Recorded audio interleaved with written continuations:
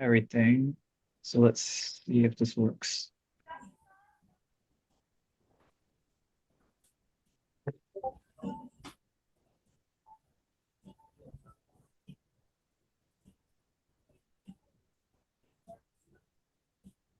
Okay.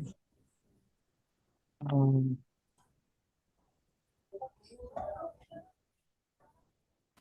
Yeah, looks like we're live on X. all right, we're live on X. Let's go. Let's go. All right. What's Dirty D. Take it yeah, away. thank you, thank you. What's up, everyone? This is LP Army session number 7, and we are here to absolutely crush the LP game. So normally crypto is a really PvP space. In order for you to generate a profit, it usually comes from the loss of someone else. But with liquidity providing, we're able to have this beautiful experience where we can actually generate profits without necessarily causing harm or causing anyone else to take a loss. So while the rest of the crypto world might be out there being all cutthroat and trying to pump and dump on everyone, we can make strategic LP decisions and we can earn a profit while facilitating the trading of others. So in the session today, we're going to look at a couple larger market cap meme coins that we think might be a good opportunity to create LP positions on. We're going to experiment with a few advanced LP strategies, and then we're going to have one of our own, Goose Gang, highlight an incredible trade he made earlier this week, where he did almost 1,000% profit in just a few hours via LP strategies on Meteora. So yeah, let's go ahead and start off by taking a look at the two coins that we have talked about. Does anyone want to take the lead on doing kind of like explaining why we think these coins are going to be a good option for LPs today? Can I think someone you bring up could. the charts too? Yeah. Here, let me see if I can pull it up. Give me a second. George, do you want to do Mumu and I'll do SEF? Sure. I don't know if I can do it justice. I'll do my best, and you can fill in the blanks wherever I screw Yeah. it up. Let me find the right window here. Oh, we're missing heavy metal cook, so there's no one to drink as we LP. That's right. That's right. All right. Every time we make $10 Oh, in you know what? fees, I'll Actually, have an espresso shot. there you Just kidding. Just kidding. go. That's a recipe for a heart attack. All right, so we're gonna look at Mumu. Yeah, let's take a look at Mumu first. All right, so I'm going to deck screener here, and I'm gonna pull up the Mumu Radium chart and just confirm that I'm in the right contract address here. Does this look right? 132 million market cap. Sounds probably right. Yep. All right, so first thing we're gonna do is we're gonna switch to Sol. Right now, by default, when you pull it up in deck screener, it's gonna show you the USD chart. And we're gonna LP this with Sol, so we want to look at the Sol chart. And let's zoom out here. Let's go out as far as we can. Let's look at the whole thing, right? So, and I'm going to go to 1 hour chart.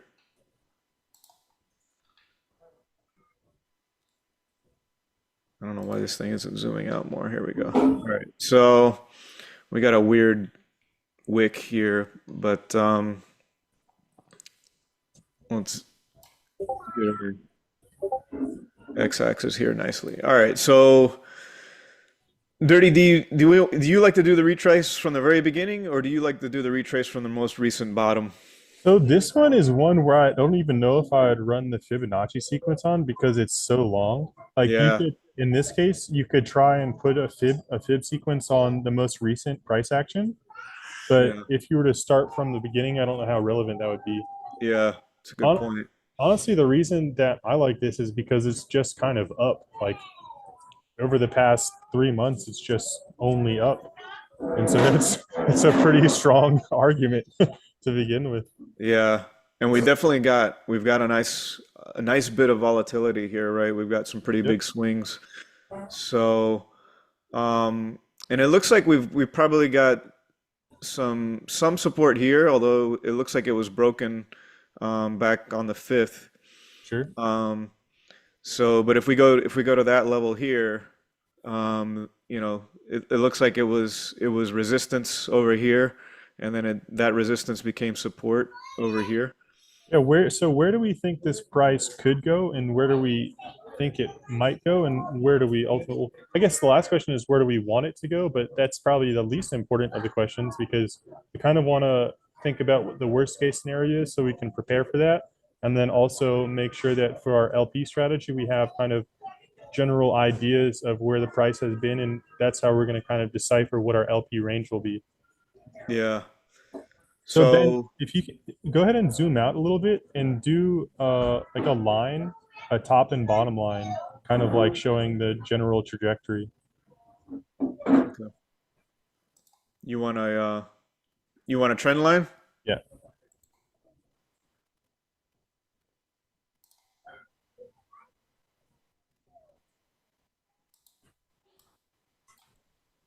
So that's from inception to the very top, and then maybe create another channel on the bottom. Yes, sir. All right, and then maybe we're like around here. I would make one adjustment for your first trend line. Instead of starting it from the bottom, start it from that first top. Okay. From from right here. Yep, exactly. Okay. So we got a little bit of skew, but that's okay. And I guess we stretch these out long enough, we'll get some convergence, but we'd have to go really far out there. But this is, I think, our general price channel here, right? Maybe bring this down a bit, right? The Yep. top one. Someone asked for the CA in chat. I'm gonna add that in there real quick. Okay. Thua has a good point. He said the market is very volatile at the moment.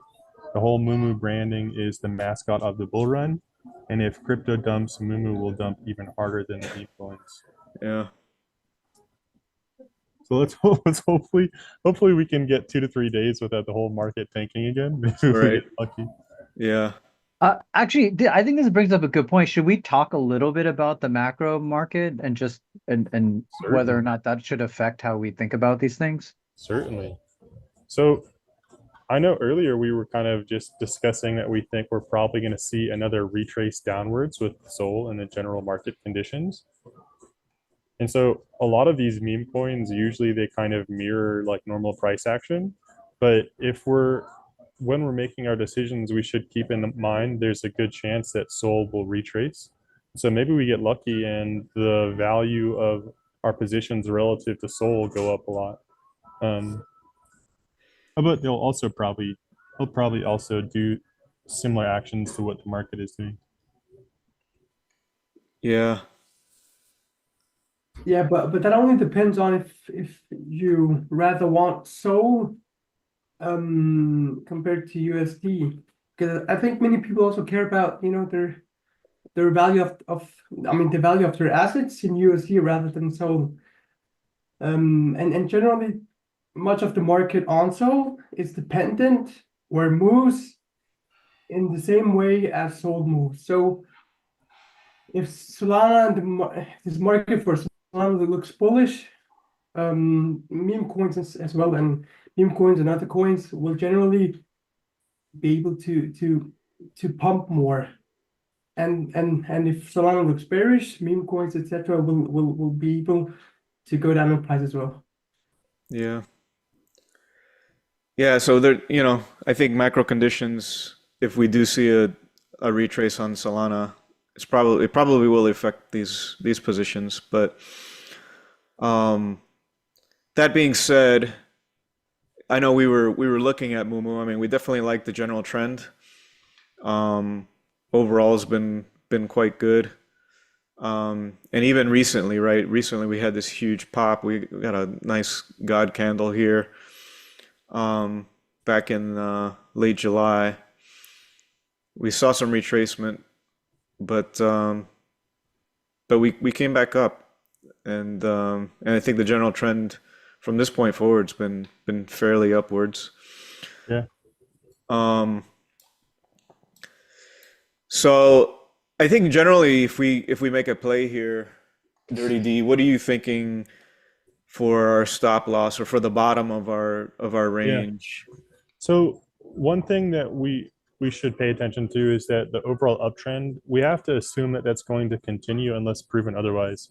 That's kind of like the good rule of thumb in trading is that the trend will continue until we're proven otherwise. So assuming this trend will continue, we can see that most recently we had that dump down to the point 0.3 level, and we can probably use that as our bottom safely.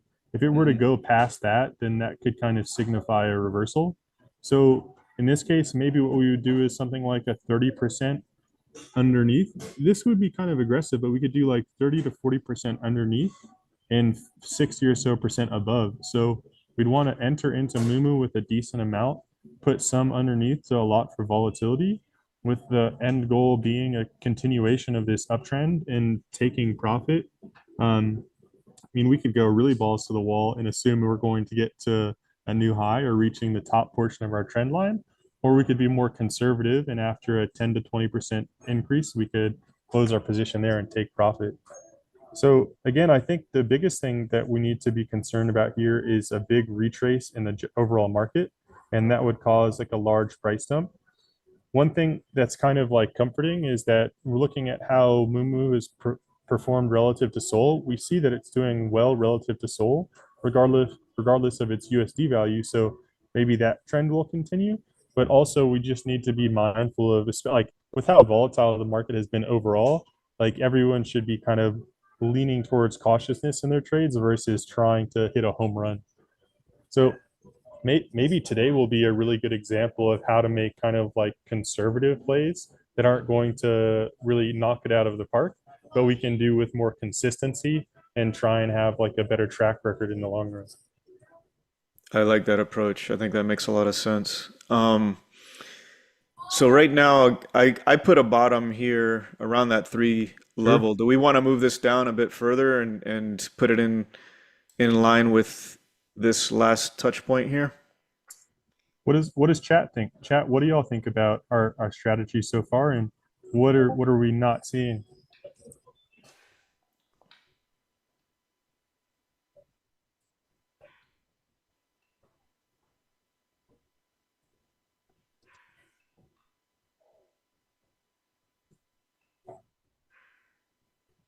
Chat's quiet. Come on, chat. It's supposed to be interactive here. Yeah. Yeah. I think going to the last point might be a smarter strategy, as it is mostly like a psychological level for many investors. So it's probably better to go there rather than the point that you showed before. Okay. So I mean, so we're getting some feedback in the chat here. Mm. Looks like we've got some consensus on the strategy. Chat likes our vibes. Tewa likes the idea of going on a wider range. Yeah. Um, So if we open, maybe we get really lucky and we get a little sell action right now, so we can get a better entry. mhm. Exactly. What do you think about the bottom? I mean, I think we have to respect this most recent bottom Yeah. on August 5th. So Right. that's it actually shows a really strong support level. If you look back, that price point is where that initial like really big uptick began. And then we see one really strong rejection of that price. Or excuse me, I guess support is the correct term. Yeah. But with the velocity with which it exited that price level, I think we should acknowledge that as a support level at the current time being. And a breaking of that support would also be a pretty strong signifier that it's no longer a valid price point. Right. Okay. So I think that's a good bottom. What about the top? What are you thinking there? So, gosh, this is actually I was thinking the other day, like I've spent a lot of time studying bottoms, and I haven't spent nearly as much time studying tops. And Right. it's a really important thing because like you can make a great entry, but if you sell 5 minutes after your entry versus an hour or 2 hours or 2 days, you're not going to be maximizing your profits. So let's look. We have two tops in most recent price history. We have one at 0001 and one at 0012 essentially. I would say like usually I like to have my take profit levels below these tops because you can say that smart traders will usually try and close at those tops. And so you start to see volatility, and a lot of times you start to see a bit of a reversal at those levels. So if we went to like quad 495, Wait, are you looking at USD or Sol? whoops. I'm looking at USD. Yeah. Look Okay. at my chart over here. I've got Sol up. So were you talking about this top here? 1 second. Yeah, so we have that first one at I think it's 50. Yeah, it's like 006, and then we have one at just above it 063. Um, so you can actually use a fib extension model to designate where tops might become. Um, George, I'm gonna grab the screen from you for a second to show Yeah, this. go for it. Go for it. Let me stop sharing here. Hold on. If I can find my controls. All right, go for it. Yeah, I'm attempting to. There we go. All right, so this is a TA tool that I use sometimes, and I'm not an expert with it. I'd love to have someone here who knows more than me. But what you can do is after you have a top and you have range trading, you can do a fib extension from the bottom. Excuse me. You have to go from this top here to this bottom, and it allows us to do the opposite of a retracement.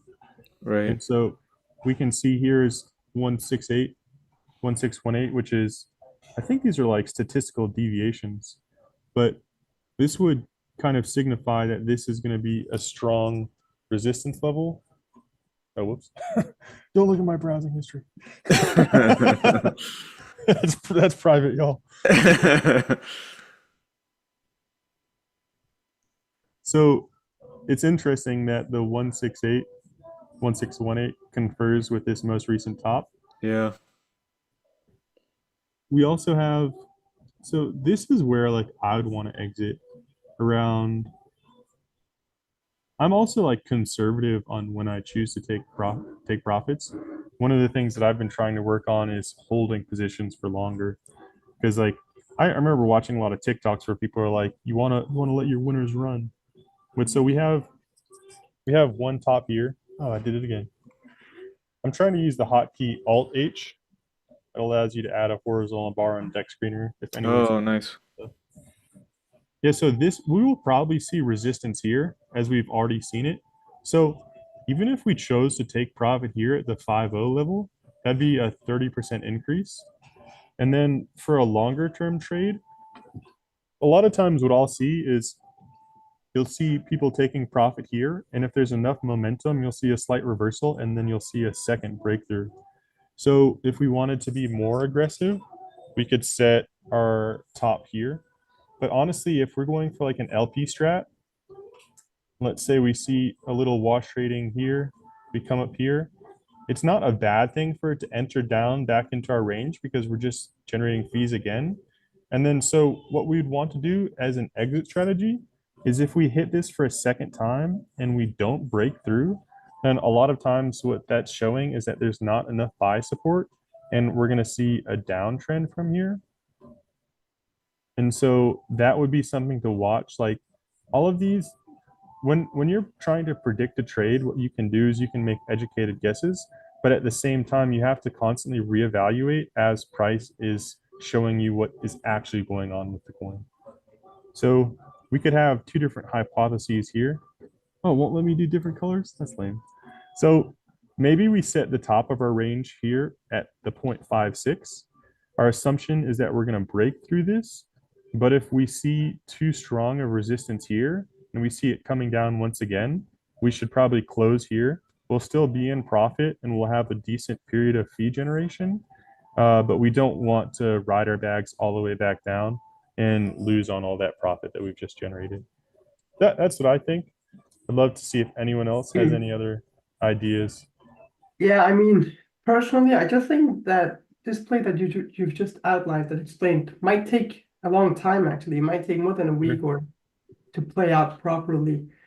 And and if Solana goes down in price, which it could do, like within the next few days, yeah, Mumu will go down in price as well. So I think we should perhaps rather focus on Mumu going down, if you understand what I'm trying to say. Sure. So maybe weight the bottom more heavily. And then this would be up to Ben, but I don't think it would be a bad decision to open an LP strategy with the intention of holding it for a longer period of time. That's not something that we've done, and I think it would highlight some good. It would just be a novel strategy that we haven't shown on these sessions, and so it could be good to show other people. But so, Yusuf, I'd love to hear your thoughts on what is a good strategy, assuming a dump in Sol, and how can we plan for that in LP strategically? Yeah, I think like if we could just look at the recent events that happened a week ago, when Sure. Solana went down to 110.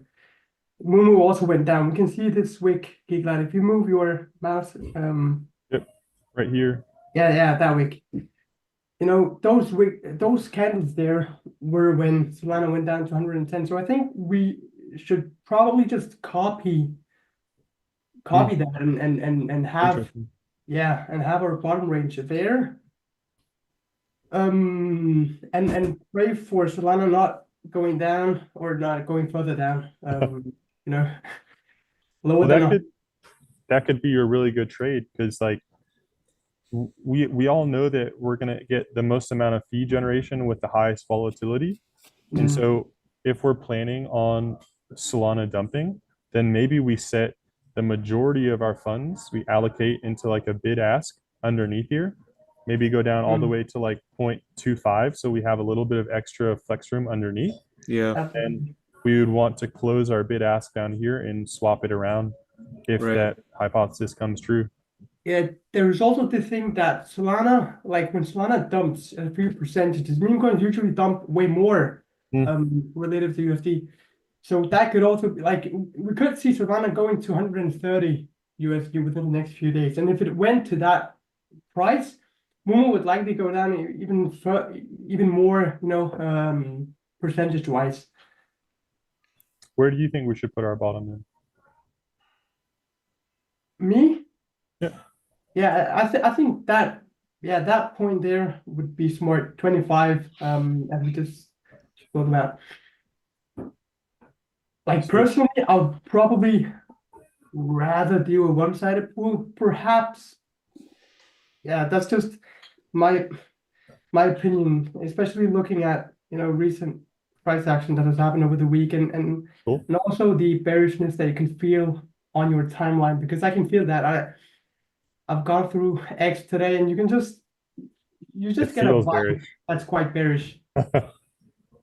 And I usually, think I yeah, think we could do both. Because I think you wanna also be prepared for upside, right? And you want to take advantage of that. So I don't think you want to go 100% bid ask, but I think you could skew it heavily to the bottom. absolutely, I agree. Maybe Maybe maybe 80%. like Yeah, 80-20 or 70-30. yeah, Um, because you don't want to lose out on upside either. mm, I agree. Um, but you know, I like the idea of being defensive, but you need a little bit of offense too, right? So Sure. I think What I if think what if we do skewing the it towards the 80/20? bottom, but also maintaining some to the upside. And then I think you also need to be prepared for the possibility that it may range a while too, right? So I think you want to combine spot with bid ask. So Yeah, that way, if it does just range, you're not missing out on the opportunity to generate some fees as well. yeah, I agree.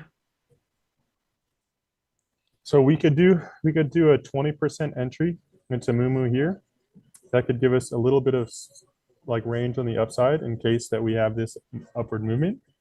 We could do the majority of our capital underneath as a bid ask, and then we could maybe we do like 50 to 60% underneath in a one-sided sold bid ask, and then we could do 20% entry here, and we would do a 20%, or excuse me, technically it'd be 40%. We do the remaining 20% as spot underneath and 20% spot above. Yeah, Mm. You I want to think do that sounds good. So you would have 40% in a spot and then 60% in a bid ask down below, right? Mm. what does chat think? We need to get some gigabrains in here with chat.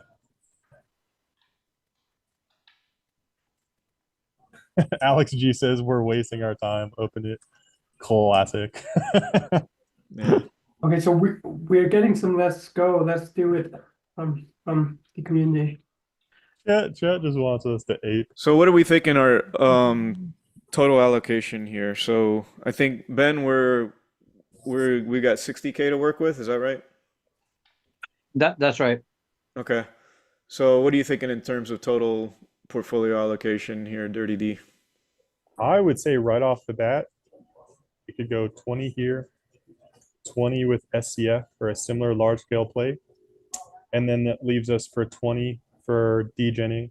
Not necessarily degenning, but for our more high risk, high volatility coins. Mm. Okay. I would do 25, 25, and 10. 25, 20 is 25, 10. too much for a day like today with such low volume. Mm. Fair. What do you guys think about Justin's comment about Mumu USDC instead of Sol?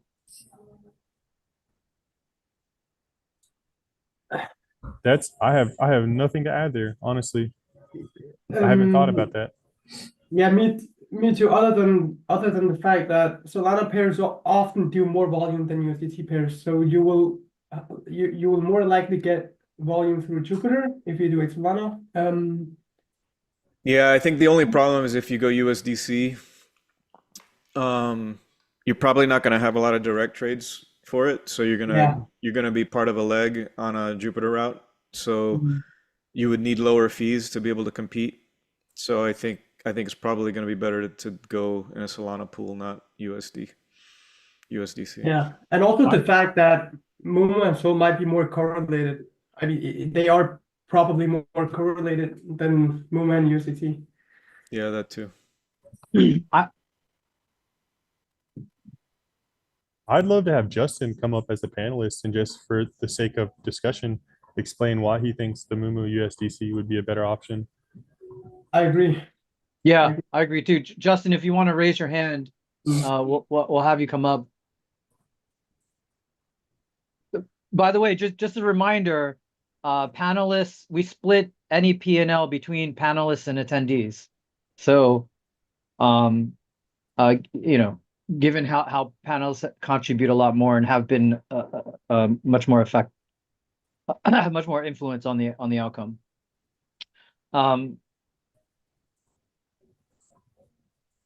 In past experience, it's funny. Sometimes the USDC pair is more volatile. Sometimes actually the USDC pair is less volatile, and there have been times where LPing USDC has probably been better. I mean, I don't know how to predict whether specifically Mumu is, and this timing is good now, but a lot of people who tend to want to take profit, especially if Sol is, I mean, I don't know what the timing is, but a lot of people do like to take profit in a stable in USDC. Maybe if Sol is going down too, like they may want to go straight to USDC. So we can see on Met, the Mumu Sol pair is paying up to 2.6. Mumu USDC is paying up to 1.4. And the majority of the volume is in the Mumu Sol pair. It could also be really interesting from an experimental perspective to take this same strategy and maybe allocate 10% of our overall capital that we've decided to use on Mumu and put it just into the Mumu USDC as a bit of a micro experiment. Yeah, we could do both. I wouldn't, Just by the way, wanted I to wouldn't use just so you know, like I really check Bird Eye or one of the charts than Meteora, because Meteora LPs could be more focused or biased towards Sol, or they're more active versus USDC LPs, and it's hard to take, you want to cut away that div- Yeah. those correlation, like that factor when you look at the Meteora pools. Yeah, The typically volume. I'll look at the radium pool because the radium pool will have the most volume, so that's Yeah. going to give you the most accurate versus Sol. It Um, also could be interesting if our hypothesis is that Sol is going to go down. Going into Mumu USDC could essentially be a bit of a hedge against that. yeah. I don't think so actually, Why? because the moon is correlated to Sol. So I mean, this depends on whether if you want USD or Sol. But if you want Sol, I don't think so, because as I said, moon is more correlated to Sol. So if Solana goes down in price, moon will also go down in price. Compared to Moon USDC, because USD is stablecoin. Hmm, I think you're right. But I do like the idea of at least experimenting a little bit with it. We can, like, yeah, maybe 10% of the Yeah, total put some investment. small amount Yeah. into the Mumu USDC. I just Um, wanted to share that I did like meme coin trading for 3 months full time, and I never took profits on my meme coins in USDC because the trades, I did it swap it to Sol and then Sol to USD, because swapping meme coins to USD adds unnecessary hops that affect the time needed to process your transaction. So on volatile memes, it never worked out. So I think Sol pair is the best, but I don't mind experimenting just for the sake of showing that to people. Yeah, okay. So it looks like Justin the joined the as an Analysts. attendee. So perhaps he can tell us more about his analysis. Yeah, I agree. I mean, normally I always stick with Sol. Uh, the only times I really do USDC is with Bonk or Momo, mainly because there is a lot of perpetual trading on some of the bigger meme coins like this, and you do get in high volatility, you will get a lot of USDC earnings just around those times. There's not really a great bin setup right now that with a lot of TVL for Mumu, but I've done better in the Mumu USDC than I have with Sol, and I've used both quite a bit. okay.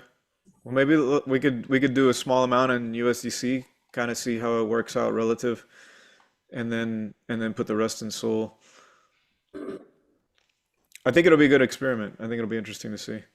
Yeah, I mean Yeah. with a bid ask strategy, usually USDC can work out a little bit better because you'll capture a lot more at the bottom if it does go down. Let's do it. Let's go 90% in our Sol, 10% in Mumu USDC, and then afterwards we can kind of compare fee generation relative to our overall. Yeah. Yeah, I like it. Let's do it. Ben, you want to share your screen and we'll start setting up the position? Let's make some money, boys and girls. Do this. Let's go.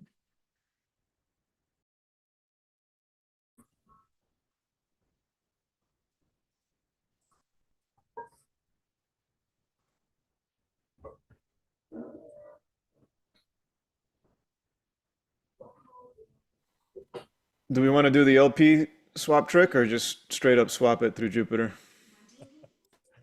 I remember last week when we tried that, we were just chasing the price around all day. Yeah. Yeah, I think this LP is pretty thick, so swapping through Jupe won't affect it too much. Okay. Yeah. So hang on. So we were gonna do 20% in the meme, and we're doing 25,000. Yep. So we're gonna buy 5,000 worth of Mumu.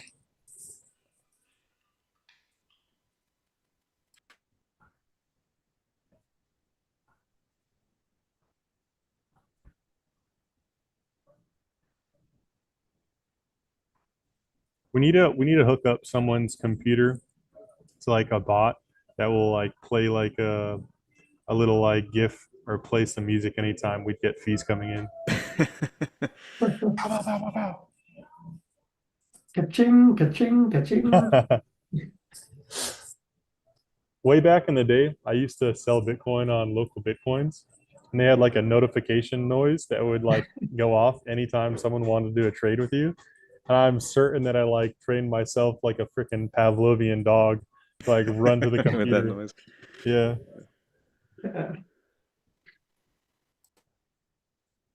Someone said Moomoo's dumping. Don't Yeah. think so. Bro, it's down 0.37% in 5 minutes. I wouldn't call that a dump. Maybe we want to open the one-sided soul first? Yeah, let's do that. Okay. Pit So OX in Ben, chat. you've already got all your soul. So let's see. So we were gonna do 40% in a bid ask, right? Yep. Mm. We also need to Is that factor yeah? in that we're doing Oh no, 90%. 60% bid ask and then 20% spot straight across the board, right? So 60%, so 15,000 worth of soul in the bid ask. Fate Master in chat said they heard Ben's money was coming and decided to dump. Classic. Yeah. Yeah, sell us all your coins for cheap. All right. All right, Ben, you with us?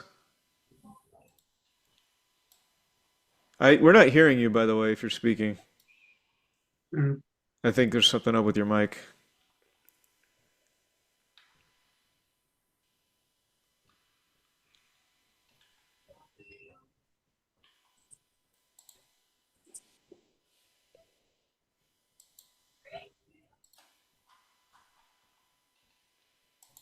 Yusuf, check out Pam on Deck Screener or something like that. I will, I will. It's 4 hours old. I'm gonna Can take you a look. send over the token address in Discord? Because there are many PAM tokens. I'll add it in Zoom in case anyone else wants to take a look. Can you guys hear me? Oh shit, man. Now Yeah, we can. Ben. now we do. Yeah, we got you now. Hold up, hold up.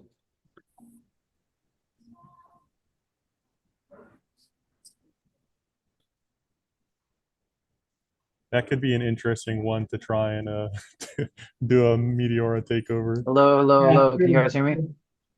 Yes, Yes, we we do. You guys hear me? Yes. Yeah, we do now. Oh, Yep. okay, all right, cool, thanks. All right, yeah, so hold up here. So, I'm just running through some basic math here because that's 169 Sol in Mumu total, but you guys want to do 10% in Mumu USDC, which I'm gonna map to 117 Sol, which gives 152 Sol for the Mumu Sol side. And then you said what was the strategy? You wanted to buy 20% of Mumu up top. Correct. Yeah. Yeah, and I would do that in the soul pool. Okay. The USDC you only literally want on the downside.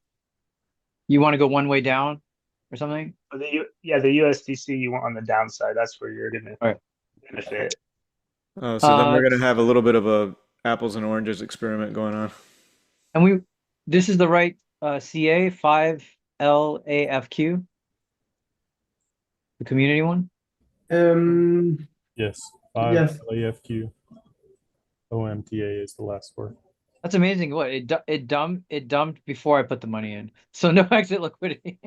Like, amazing. Okay, so and then you guys want 20% of the 150. Okay, so 152. So that's 30.4. I'll just put 30. So we'll swap 30 to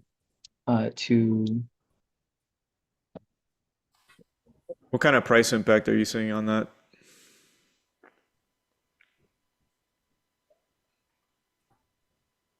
price impact is within 1%. Okay, So, that's not yeah. terrible. I mean, they recommend DCA, but DCA hasn't been working great. So, all right, let's do the swap. Let's do it. Swapping. All right, done. Okay, so which Mumu Soul pool should we be in?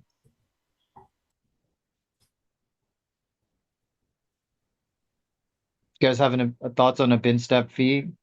Yeah, it will depend on how many bins we want to make. But if we want to make like 30 pins to the downside. I think we could choose the 100 pin step pool. I think we Because can that, cover our range in 50 bin step as well. yeah, At if you do that, 50.4. Yeah, I think I would go for 50.4 as well. I think even though it has less liquidity, but will be more concentrated. Yep. Someone else added 50K to it just recently, so there's no fee, so we can see how it has been performing, but we can I guess give it a try. And is the but price I don't think we can cover But the is price point we spoke about. not in a single position, but that's all right. no, We that's can open okay. multiple positions. And we just okay, yeah. And then wait, is this the right? Oh, this is in. Actually, let me do. Sorry, let me do the deck screener thing.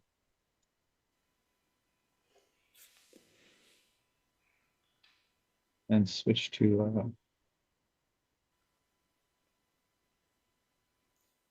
Right down at the bottom right, other pairs. Yeah, that works too. oh, is it? Oh, bottom right has the other pairs? Or Yeah, I usually like to go to the I go to the Radium to get the actual price because it yeah, has more exactly. liquidity. And then I just want to double check. Wait a second. This the, oh, is this What the, one of those weird ones? No, this is You're checking the market cap, that's why. oh, that's market why. cap. Oh, I thought it defaults the price. Okay, cool. All right, 376 and 3706. Okay, yeah, you're close. Okay, that's pretty close, pretty close. Okay. All right, so what we're saying here, we said that what was the price range we wanted? Yeah, what's our price range? 30D.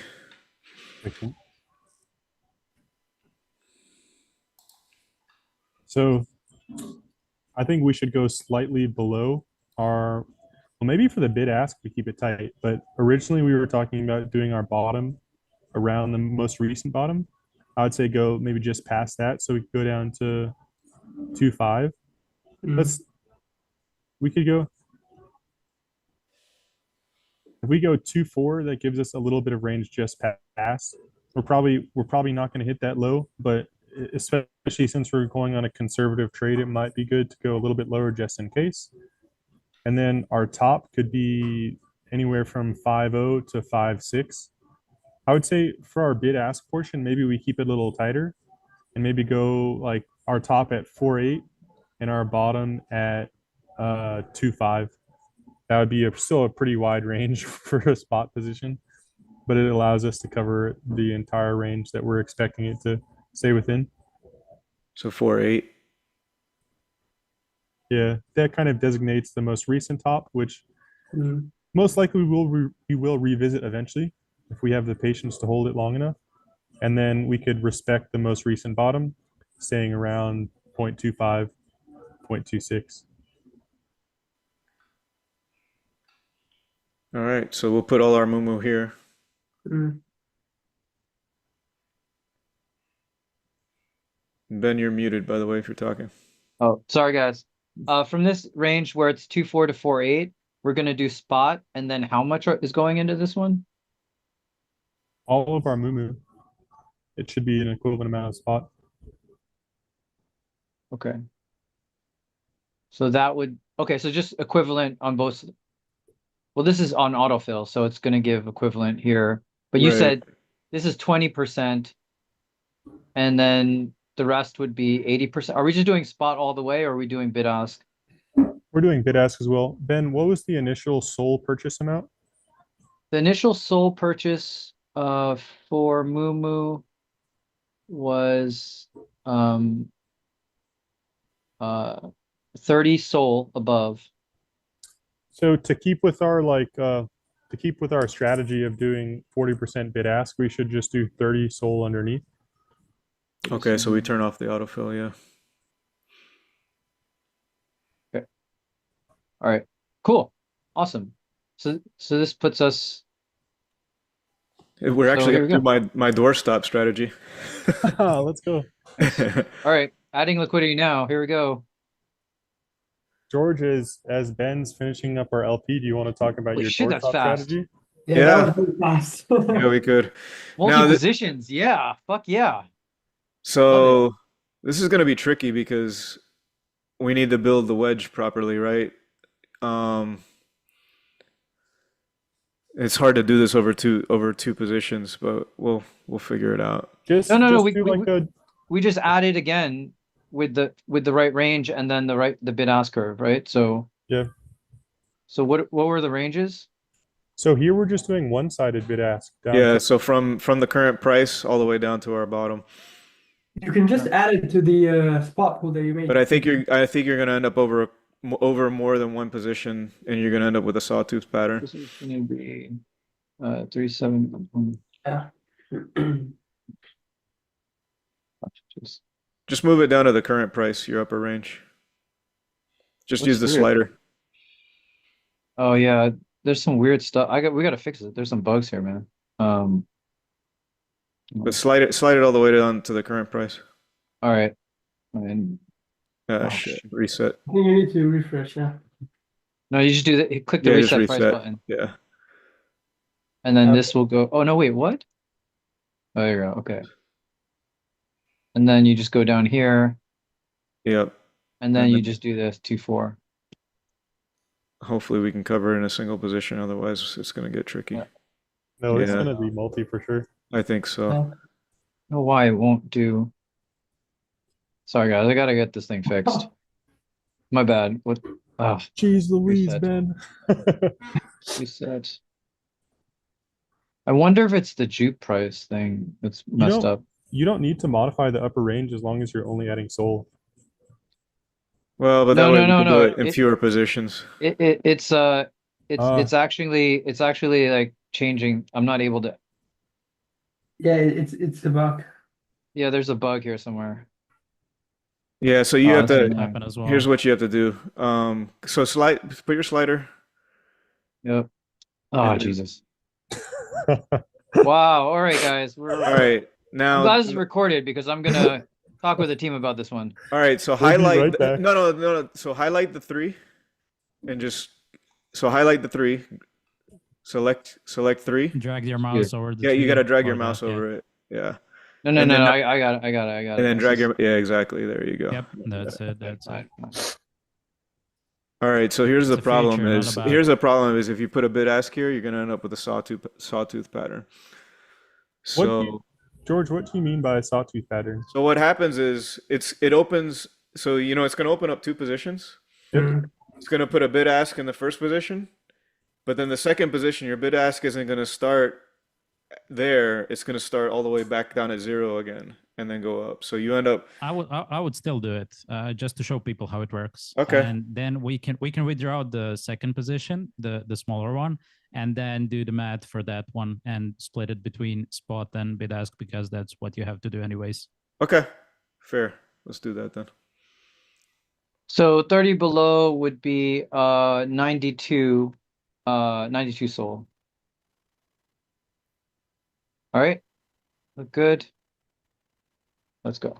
Yeah, it's actually a good point, Mario. Let's actually show people the issue here. Actually, show Ben the issue. Well, I guess Ben, you're aware of I this already problem. know, Yeah. man. Yeah. We're just behind on because still rounding out a bunch of performance things. So Yeah. but bugs have crept up.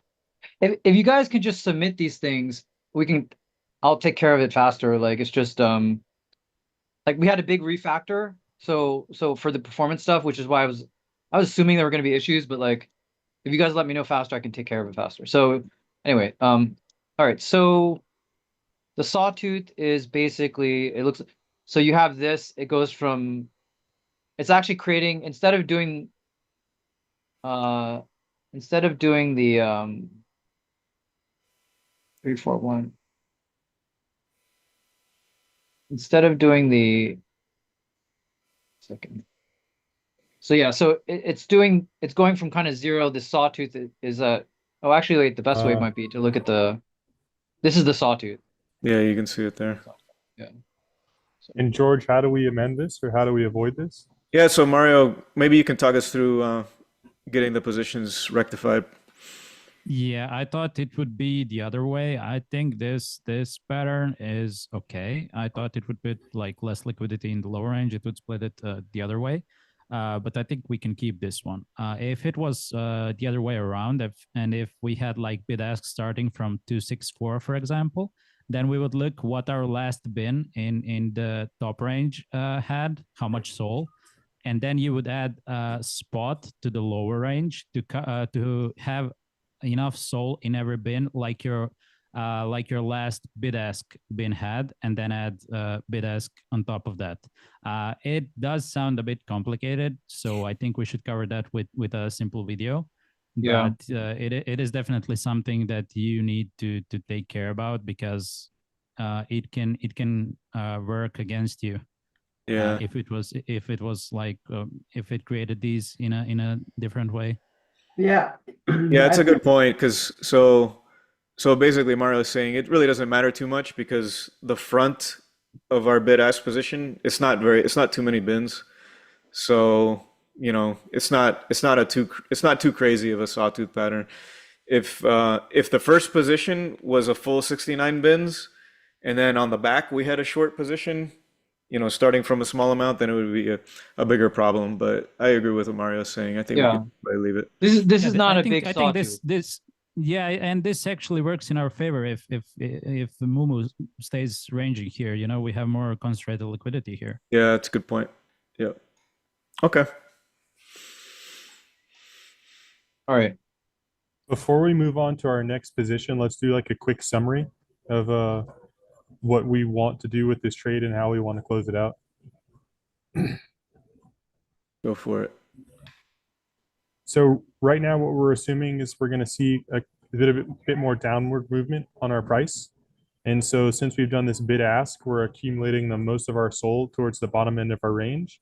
And our ideal scenario is the price moves into our range where we're expecting it to go. We'll see a bottom somewhere in that range. Maybe we get lucky and we hit it like right on the nail. And then we can close this position and open another bid ask in the opposite. So what we're attempting to accomplish is to buy as much as possible at the bottom end of our range. And then by swapping our bid ask into the opposite direction, we're once again selling the majority of our coins towards the top end of our range. So not only are we generating fees throughout the whole process, but ideally we're buying a big chunk of Mumu at a cheaper price, and then once again selling it as the price appreciates. By the way, this is That's good to perfect. know. Some things that you guys don't know is that after this session, when I'm managing, which is why I don't want to manage for a long time, I'm actively doing things after you guys. Yeah. So, Right. because a lot of times we set the range here, but it doesn't go back up the full range. It doesn't range all the way back up, or it's going very slow, and I don't have time to check it like day after day after day, right? So I make some other decisions, like to like, Executive decisions. like And like I got shit to do. like what I'm saying, like like, but look, it's working out, right? Like, I mean, honestly, I think the biggest thing that has mattered is that the TA overall has worked out. Right. So if that fundamentally we're kind of betting in the right direction, then it washes out all the little stuff. Like if you don't get to the full end of the range or whatever, but it mostly does what we think it'll do, then we end up above, like in profit, Yep. right? So Yeah. that's really the important thing. So So essentially, anyway, we all need to give Ben a big thank you for taking responsibility for managing this after yeah. the For 2 hour managing his session money. ends. Yeah. Well, you guys all get the profit, so it's not like like I'm not getting anything. Yeah.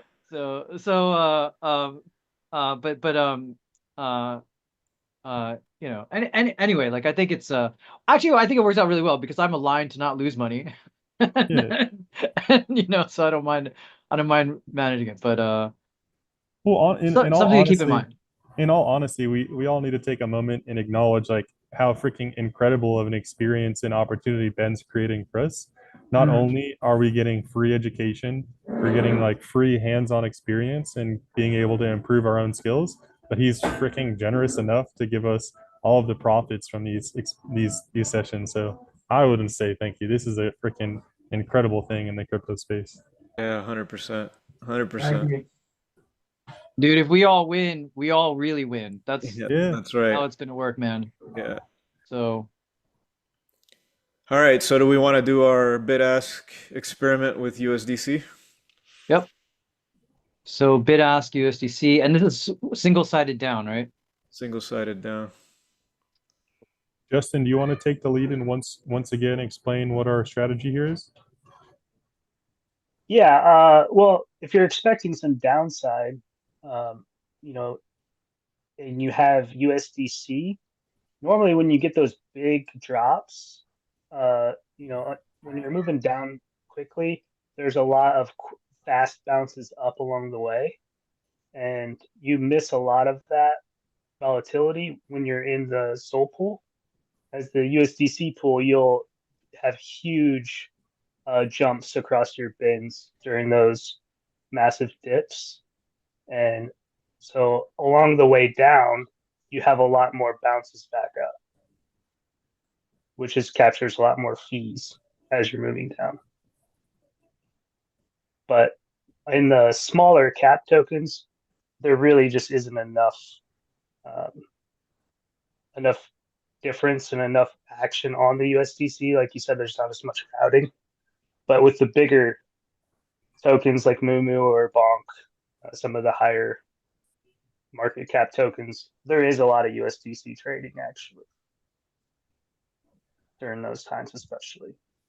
Yeah, I totally agree. Also, one of the major reasons for why smaller meme coins don't receive enough traction on USDC pools is basically because of like most meme coin trading bots only track Solana pools, so they won't even, that is why they will do more volume, more direct volume.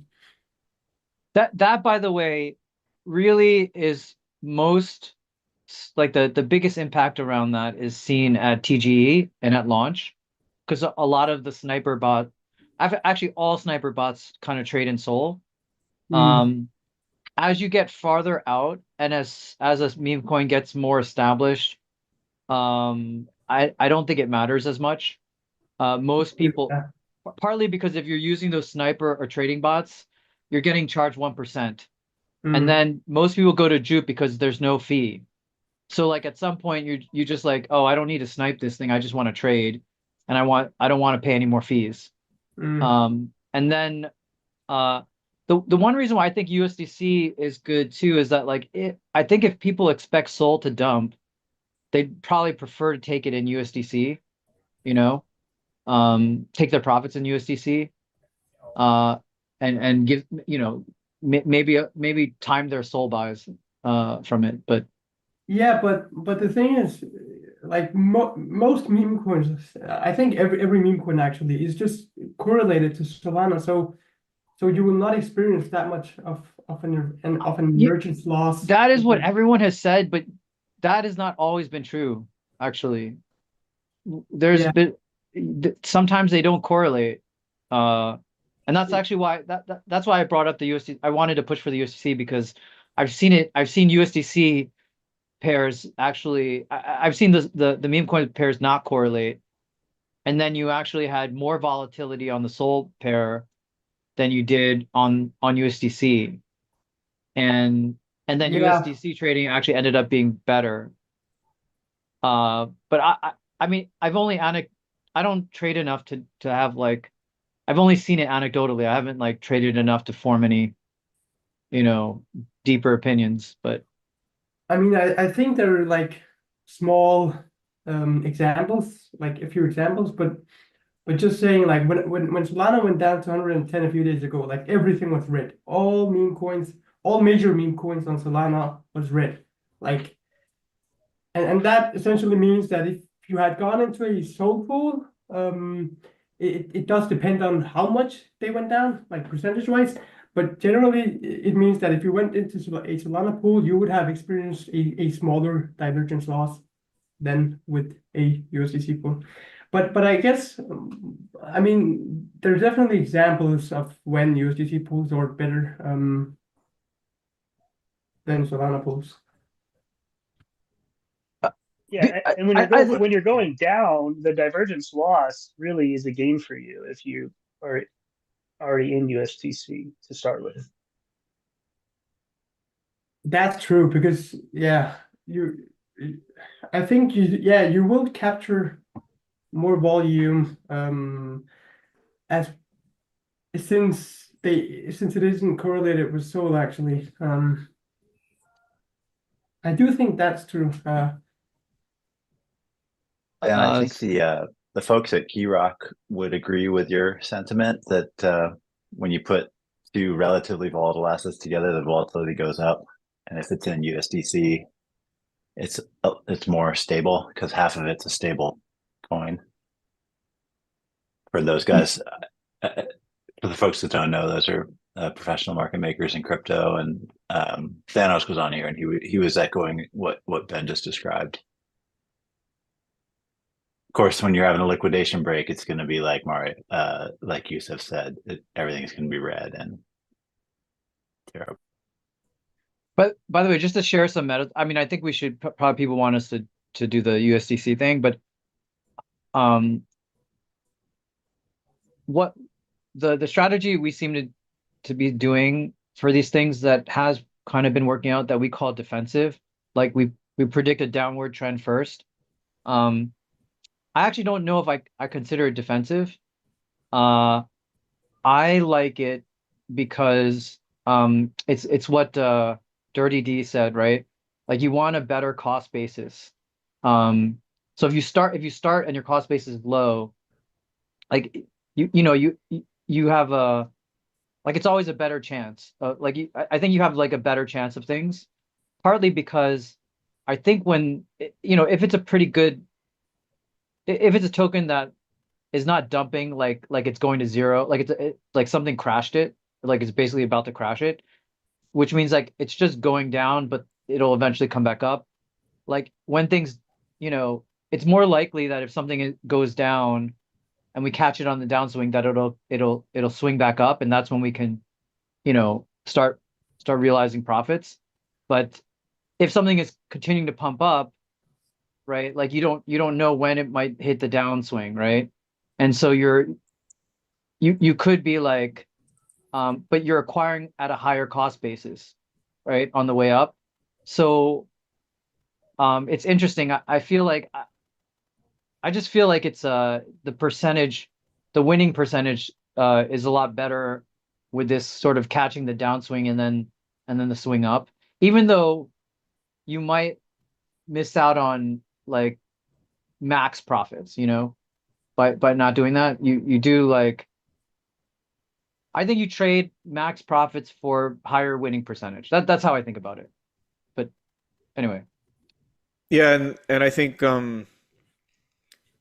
because we've got that 20% on the upside just in case, right? Because you may not catch the bottom, right? You may catch it on the rise. So, although you're reading the charts and you're looking, all right, well we may have a good opportunity to catch a retrace here.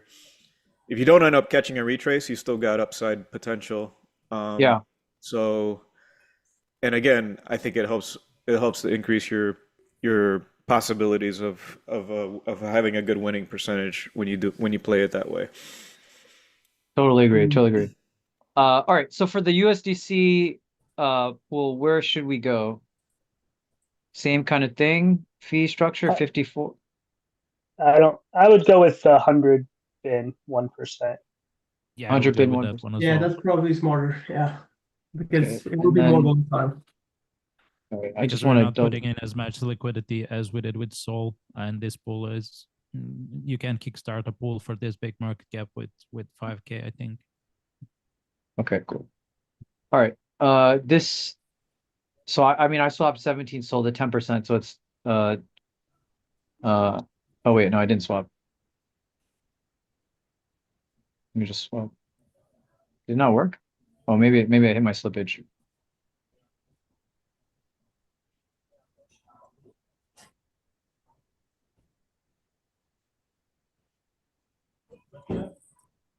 Oh yeah.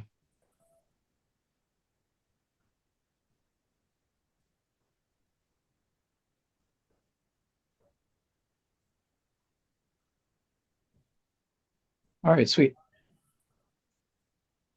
So this is going to be one-sided, right? From the current price downwards. Yeah. Is that, Yep, and then spot or bid ask bid ask. max. And then what's the bottom? Same bottom end or something? Yeah. Well, It yeah, just but it's converted the to USD USDC. equivalent. Oh, Yeah. right. What's the USDC equivalent? What's the USDC equivalent? I don't know, but you could multiply the previous bottom with the price of Solana. Right. It's around Yeah. 3-4, I think.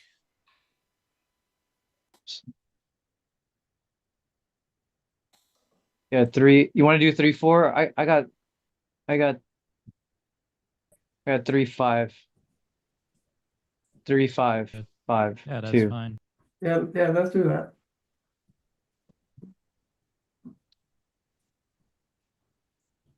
That's so weird, man.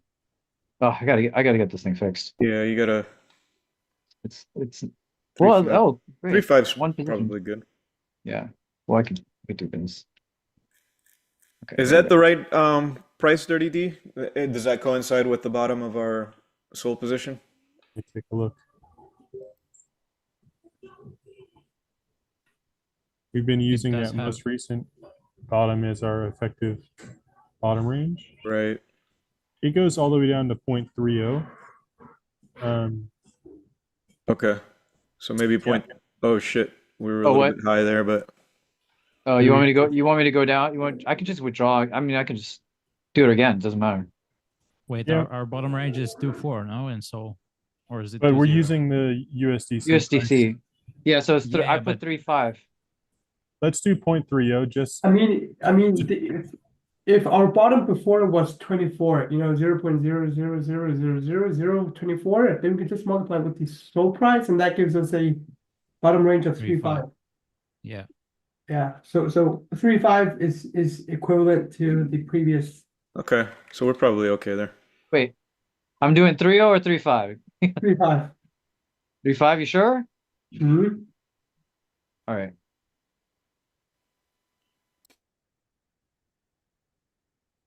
Oh, that's weird. It changes. Man, I gotta fix that thing. Yeah, when you change that number, you have to click on the UI somewhere else to get it to update the Yeah. pins. Yeah. All right, it's cool. It's cool. I think this is good. This works well enough. Okay, cool. We've got 2 positions. All right, we're done with the Moo strategy. Perfect. All right.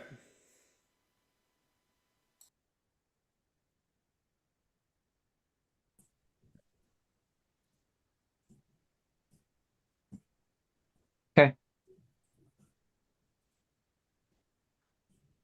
shall we take a look at SCF and see if that's something we want to try out? Yeah. Also looks like Orion wants some high degen risk stuff. We'll get there. We'll get there. Jesus. I don't know, man. We should at the On very Sunday, least, it's just hard to find anything. Yeah. if we Yeah, put these true. 2 positions together well and we can't find anything good, we should take like $1,000 to $2,000 and YOLO it into a new pump fund coin. Me too. Uh, Yeah. For I the completely viewers, agree. and then also it could be like, because I know with RTR, like Mario, which I think we should take a moment a little bit to have him explain what he did there. But by taking a coin that has high volume and continuously recompounding your fees, you can make crazy fee generation.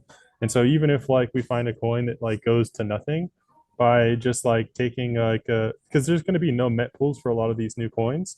If we keep recompounding, it'll be interesting to see what we can accomplish.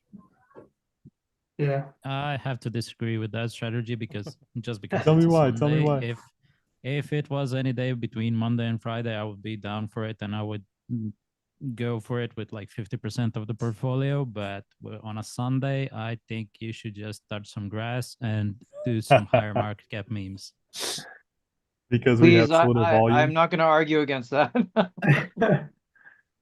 Yeah. Yeah, I think it's just the weekends. Generally, It's not good for meme trading or meme gen- No, LPing. generally what Mario is weekends saying are is great. true. Weekends are great for meme coin trading, but weekend traders have less experience with rugs and wash trading and stuff like that. So they pin on any of the top coins, and usually you have 1 to 2 wash traded and rug tokens in top 10 on regular days, and on weekends it's like 8 out of 10, because they want to drain as much liquidity as they can from the people that don't understand the how wash trading and rugs work in this. Yeah. Yeah. Preach it, Mario.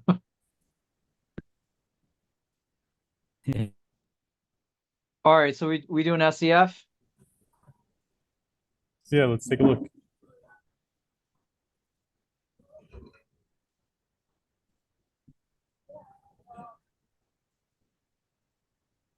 All right, George, you did the last one. I'll do my little TA of SEF and see what we are looking at. Sounds good. So SCF has done very well over the past month or so.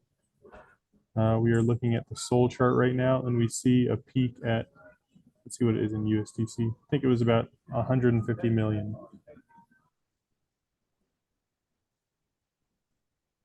Yeah, just under 150 million. So as always, I like to draw my fib sequences. We can see where we're at relative to the overall price action.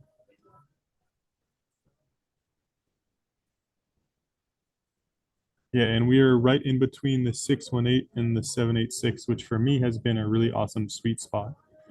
So anytime you see a retrace, you're going to have this little first hump, which in most cases is a false movement from my experience. So what this is here is people are now seeing this price at an attractive price point, and we have our first wave of buyers getting into the coin, assuming that we're going to see a reversal. But what almost always happens is because you still have all of this big sell momentum going on the downside, you see a second move down. So we could either see it here come back to this 0.30 level, or we could see another move down to this 786, somewhere between our 0.25, and if it goes even lower, maybe all the way down to the 0.15. So for this trade, and I'm going to say what I think in a normal market condition, but then I want to have the group kind of share their opinion about what to expect with our kind of like macro market conditions in conjunction. But so what we could do here is we could do a bid ask ranging down, maybe down here to the 0.16. If we look back in time, we see a support here at, what is it, 0.17 or so. And so that would be the bottom end of our range. I think we also should acknowledge that we saw a really strong support here at the 2.8. So if we zoom in on this little time frame, we saw a really big downward movement bottoming here at 2.866, and then people bought the heck out of this coin. It's interesting, you can see we had a bunch of people buying, and we have more sell pressure kind of negating this. Once again, a huge green candle, some more sell pressure, and then a third double green candle. So this is on the 1 hour chart, so it's kind of a longer time frame. But we saw that there was a lot of people who were believing that SCF was going to keep moving up, and that they thought their investment would be really good at this approximately, what is it? It's going to be, yeah, around 60 or 70 million here. Coincidentally, if they had exited any time during this range, they probably could have done really well. But probably with just the general market conditions being so bearish, the price continued to dump. So we see a short-term bottom here. We see a really big sell-off, followed by more people buying here. And so I think given our general conservative lean, assuming that the market's going to continue down, I would say we probably do something similar to our Mumu strategy. Maybe enter into a bit of a spot here. Maybe do all Sol. It would be interesting to do a completely one-sided. And then we could range anywhere from here at essentially 0.34. We could go all the way down to this 0.18 or so. That would probably cover the worst case scenarios. And we would want to again close towards the bottom of our range and then recycle our position so that we're looking at exiting with the most of our coins coming back off or being sold once again at a higher price point. That's what I think. Okay, so I generally agree on your analysis. I actually think that we are already going into a support area. I don't think we should go as low as you're proposing, which is around 50%. Sure. A 50% drop in price. I think we should perhaps go to 2.3, 2.2, because it looks like there was quite some volume back when it went to that price, and that's also part of the support area. Yeah, Let's but pull if this. we're expecting a dip in the markets, the last time that happened, CF did minus 70% in 15 hours. So I think we should extend our downside. I agree with your range, but I would go maybe with 10% on the top, because it seems to be ranging around there for like 5 hours now. So Sure. just so we have some upside in case if it ranges around this support, but I agree we should cover the lower range more, be more conservative with this one. Yeah, I agree. I like the idea of, because the thing is, if you do get that dump and you don't catch it, you're gonna lose out on the opportunity for fees. You're gonna lose out on the opportunity to buy at a lower cost basis. So I like the lower range that you had, Dirty D. But again, I do like the idea of keeping something topside, so that way if we do get the pump, that we'll be Yeah. able to capitalize on that as well. We Yeah, want but to try. 10% would perfectly cover the recent top that happened like an hour and a half ago. So of this range, where it has been ranging after the sell-off. So I think if it exits that, I think the position should be closed, because this is a pretty risky play. I agree. We need to sell, or Ben needs to sell, if it goes 10% off in price from when depositing liquidity. So we'll do 90% bid ask down, catch the drop, or Yeah. we'll have the 10% upside if it pumps. Yeah, I would distribute like 80% bid ask, the 90% part of the position. I would do 80% bid ask and 20% spot, just so we can get more fees in the top range, because we are going really, really bearish on this one. But I think we should be bearish, because it has done that before and it could repeat it. It did bump back up, but it's a big risk. Mm. Chat, y'all got any ideas? Is there anything that we're missing?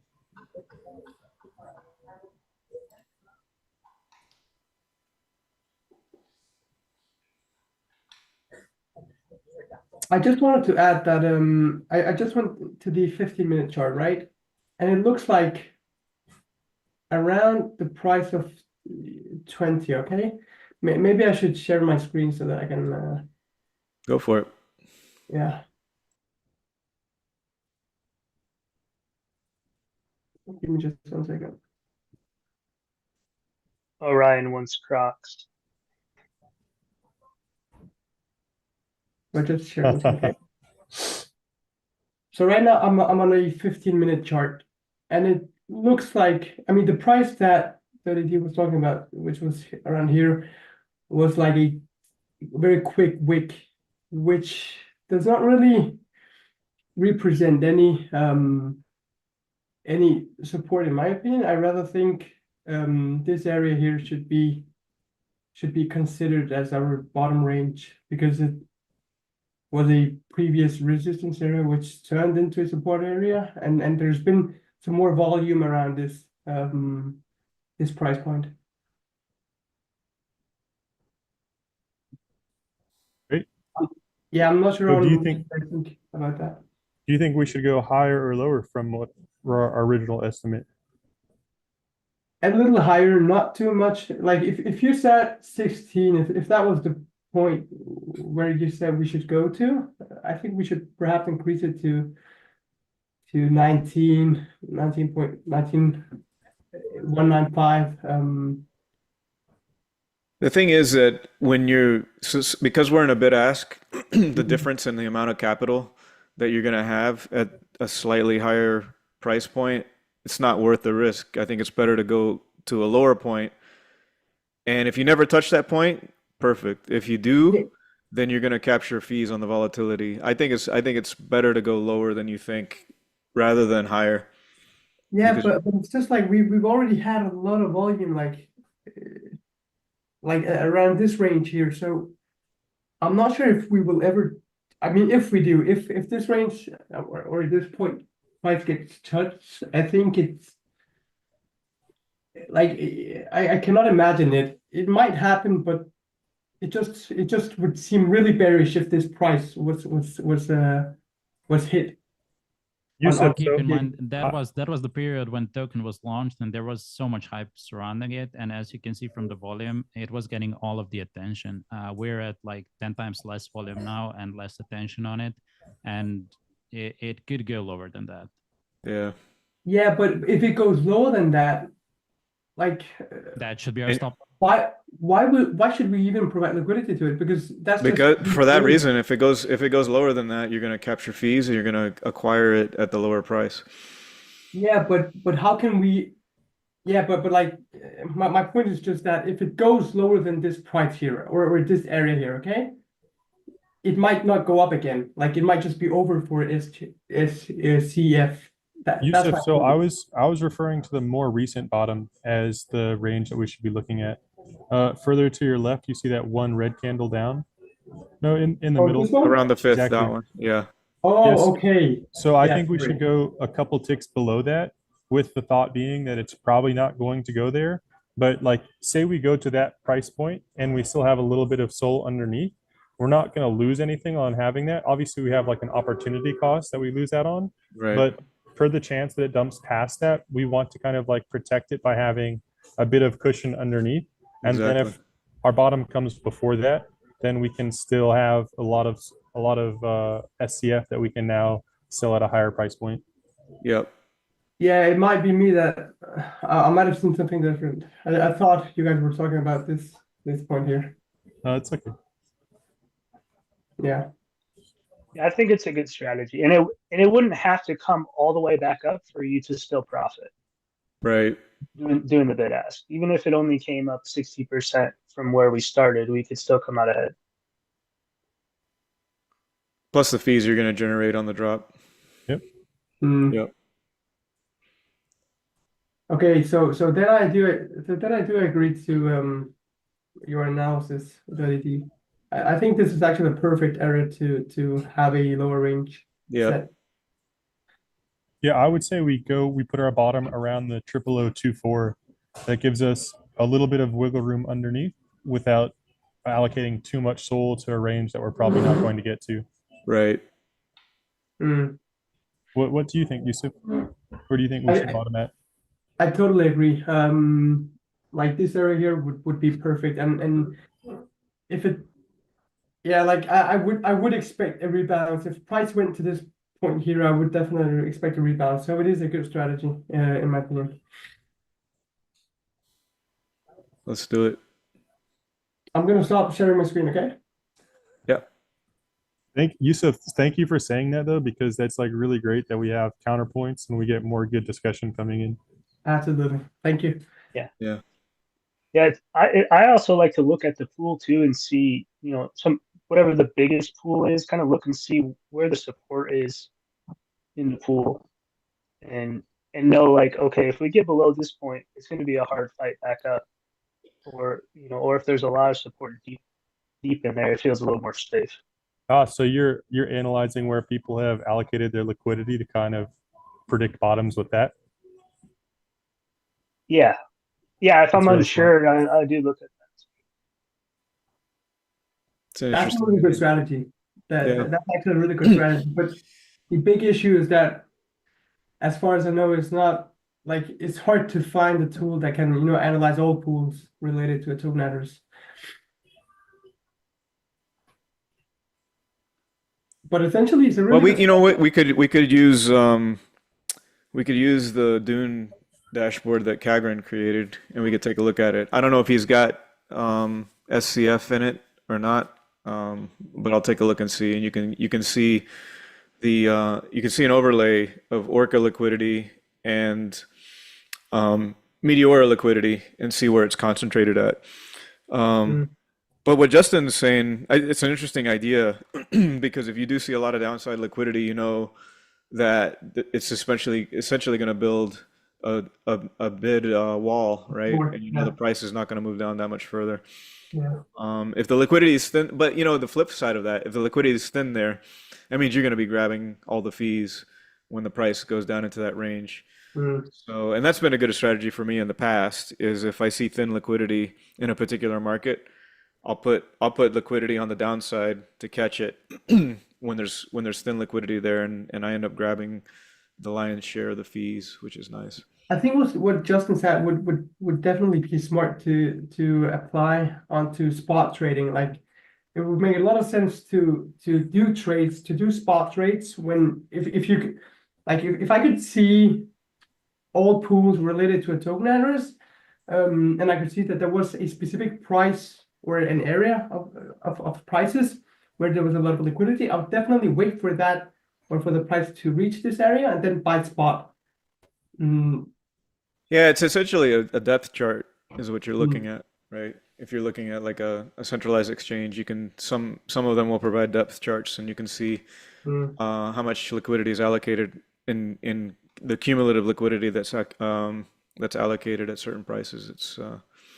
mm. It's an interesting thought. Of course, on centralized exchanges, that's very, very dynamic because you got market makers with Yeah. doing high frequency trades and they adjust their positions all the time. But you don't see it so much with concentrated liquidity pools, right? They're not as dynamic and they're not changing as frequently. Mm, So I think you get a more realistic view if you can find a big market like that has a lot of liquidity. You could take a look at see what sort of distribution you have on the mm. liquidity. But I you know I like the strategy. I think Ben, I think we can probably move ahead with starting to set up our swaps and our position if you're there. Yeah, I'm here. Okay, let's do it. Um, so uh what pool, what bin step pool are we talking about here?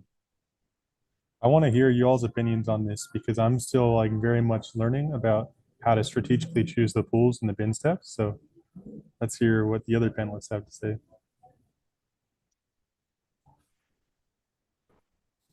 So I know Mario, you generally like to go higher fees, um, but of course you're trading with high volume, high volatility pairs as well. Um, what do you think about something like this? Maybe, I'm kind of looking at the markets right now, maybe the 2% or 1%. I think 2% won't get that much, but it has a lot of TVL. So I think we should join that one because it seems to be giving the same amount as the 0.2%. And the risk is somewhat smaller with a higher fee pool. So I think I would go with that one, Yeah, just because the liquidity will be thicker there, and we will get more trades in it than in the other pools. yeah. Okay. Let's do the 2%, 100 bin step. Um, okay. Well, look, just to share my opinion, I think it depends on if you're looking for, um, if you're leaning more towards earning fees um, or fees are more of a like a bonus, right? And you want to, you're really kind of trading, right? Like, so, you're waiting, to make money by like, buying low and selling high, right? So I think the higher, like if you want, it's always the case that lower bin step gives you more volume. So if you want to make more fees, you should go to lower bin step, you know? Um, but if you want to create a wider price range, because you're gonna ride a dump and then reverse it and the bid ask and go ride a pump, then it's easier to manage it on a wider bin step and you can have high fees because you don't really kind of don't care much about the fees as much. You're just waiting for the price to pump to then get out, or take your profits and maybe compound the token or something. So, but I think and I think it depends on also like the volume on the token, right? Like if it's a low volume token, but more volatility, so there, you are leaning more on, riding I don't know, the dumps and the pumps and stuff, then doesn't quite matter the bin step, you know. Um, So you know what I think we could do here? I think we could do a hybrid strategy, right? So we want to do a spot. Mario, what were you saying? 10% on the of the allocation for the top side? Yeah, we got 10% on the top. So what we could do is put our 10% spot in a lower bin step, lower fee, right? That way, if it ranges on the top side, doesn't go all the way out, we're going to generate, some decent fees on the top side. We're going to catch fees on the top side. Because the strategy here is we're heavily biased to the downside. So anything that we put to the top side is, it's going to kind of be gravy, right? And so if we're going to have anything on the top side and we hope it ranges on the top side, then, or, it possibly could range on the top side. Let's put a spot on the top side in a lower bin step pool. And then our bid ask on the bottom, we can put that in a higher bin step, higher fee, just because that's the strategy there, right? Is that we want to acquire the token at a lower price, and we don't care too much. We don't care as much about the fees. Yeah, I like the So sound of that, to be honest. But I would maybe cover plus minus 10% range with a tighter bin step. So 3.0 to 3.7 or something like that in Sol, and then do the rest in a 100 bin 2% pool to catch the downside. I think okay, that would be the ideal play here. okay, Yeah, I agree, Mario. That's a really good strategy. Right close to the current price, you really want to have the tighter range, and that kind of goes along with what Ben was saying. You want the bigger bins are going to be more one directional, and the smaller bins is where you're looking for that up that and down action. sideways action. Yeah, yeah, that's a good point. okay, so let's break it down in numbers. We want to put in another 25K or 169 SOL into this strategy. Is that what we said? Yeah. Yeah. Okay, and then you said 10% above on a We smaller can bin step? do like take 5K and use that in the smaller bin step. So buy 2.5K SCF and then put 2.5K in Sol in this tight range, and then put the Okay, rest in the bottom range in wider bin step. got it. Okay, 2.5K.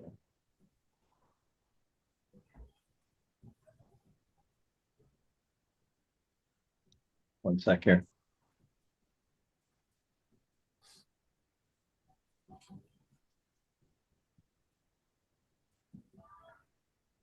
All right, so we want to buy, let's see. All right, so 17 SOL.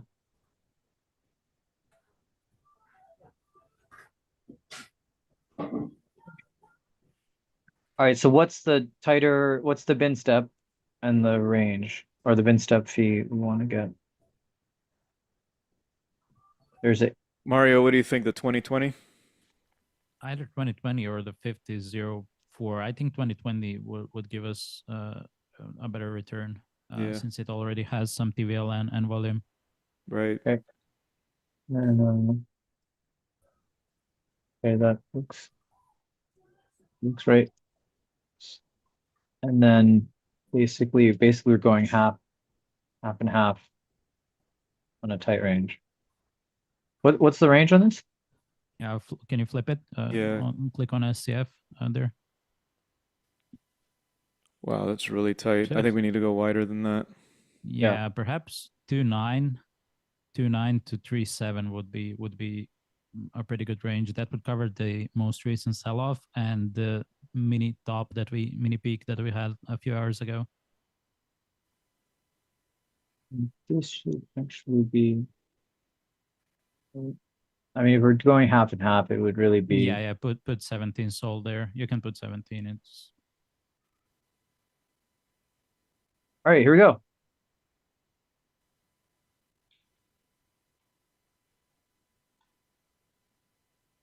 Sweet.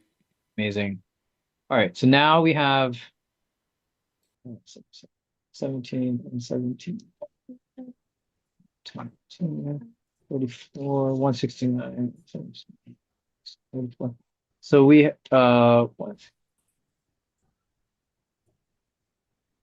So we have 135 soul left on soul SCF.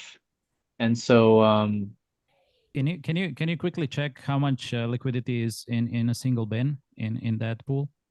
in that pool? Yeah, because we want to do a bid ask with the rest of it. Oh, I thought you wanted to go a wider bid, a larger Yeah, I bid think stuff. you should go wider. Yeah, as yeah, well. we do. But Yeah, we but need from to the do, current to do price. the math. Oh, do we want to do it from the current price or from the lower end? Oh, from the lower end? Yeah, I guess we could Yeah. do it. We could do it from the lower end. So I mean, if we did it from the current price, we could capture some fees and start acquiring it sooner. Yeah. I don't mind doing it either. We can do current price. Yeah, it's easier just to do current price. Yeah. let me just double check. Thank you. It's a minimal difference. Okay. Sorry, you guys want me to go to the larger? Sorry, Mary, did you want me to did you want to look at something here on the current? No, it's fine. It's fine. We're Fine. using a different strategy, so we can go to Okay. the larger bin step now. Okay, so larger bin step. Did you do the 102%? Yeah, that one. Yeah. Yep. Okay. And then we're just doing one-sided soul, right? Did Yeah. ask Yep, that's right. From the current price. from the current price. Okay. And then down to our bottom. What was the bottom again on soul? 2.5.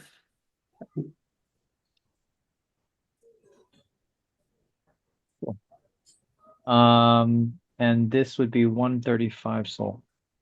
Yeah. Did ask. Okay, That's we fine. good? Yeah. That look right, Dirty D? Oh shit. We'll have to withdraw, 30D. I think we're good. Yeah. All right, Okay, sweet. cool. Awesome, sweet. All right, good stuff. We have some plays in action now. So yeah, there you go. Full SCF and 2 Mumu. Get it. Let's see how it goes. I have a feeling, given the low volumes and things, that this is probably going to be at least a full day play. It's my sense of Yeah. things, but Yeah. yeah. No worries. Perhaps- I'll watch it. Yeah, perhaps the SCF play that we did, like with 10% of the liquidity, to the upside. Maybe we should at least just make sure to, like, if it pumps, to take profits. Okay. By the way, if you guys see crazy movements, please ping me. Yeah. just in case. Just in case. Let's all LP together for real. Yeah, we'll make sure to let you know. I actually like last week. I didn't tell anyone. I didn't say this, but I actually missed one of the pumps. But then it pumped again. So then it pumped again. Ben. but It worked to your advantage. You printed more fees that way. Yeah, that was but it didn't pump as high. It was almost, but Yeah. not as quite as high. It was like But we could also set up alerts on deck screener. yeah, that's true. It's true. No, I did set him up. I don't know. I'm Okay. terrible. Actually, for those, I get so many notifications. I'm on silent all the time. So the way Same here. I work is when I look at it, I'm just checking obsessively for when I need to check obsessively, but sometimes I'm doing other things, so I just don't. Otherwise, I would just be like bombarded all the time. Like I can't do any push notification. Like can't be. I can't. There's very few things that I allow to push me to push into my into my attention sphere. Do you answer the phone your mother calls? My family certain people are able to break through my silent things, and my Okay. family is one of them. Yes, Okay. I'm gonna get your mom's number and I'll have her you're call gonna you. hack her number and Yeah. then just stop it. Anyway, it's cool. It's cool. It's cool. Um. Yeah. No. We're all good. We're all good. All right. How are we feeling about DGen plays? Or I don't know. Or Mario. do we Not agree? that Do we good. agree that Sunday is not a good day for it? Yeah, I Yeah. think so. I've been watching the charts for the past 3 hours, and there's been nothing that we could capitalize on Mario, what do without you think about meme? risking too much.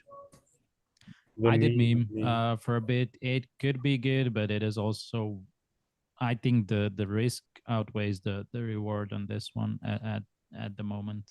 Mm.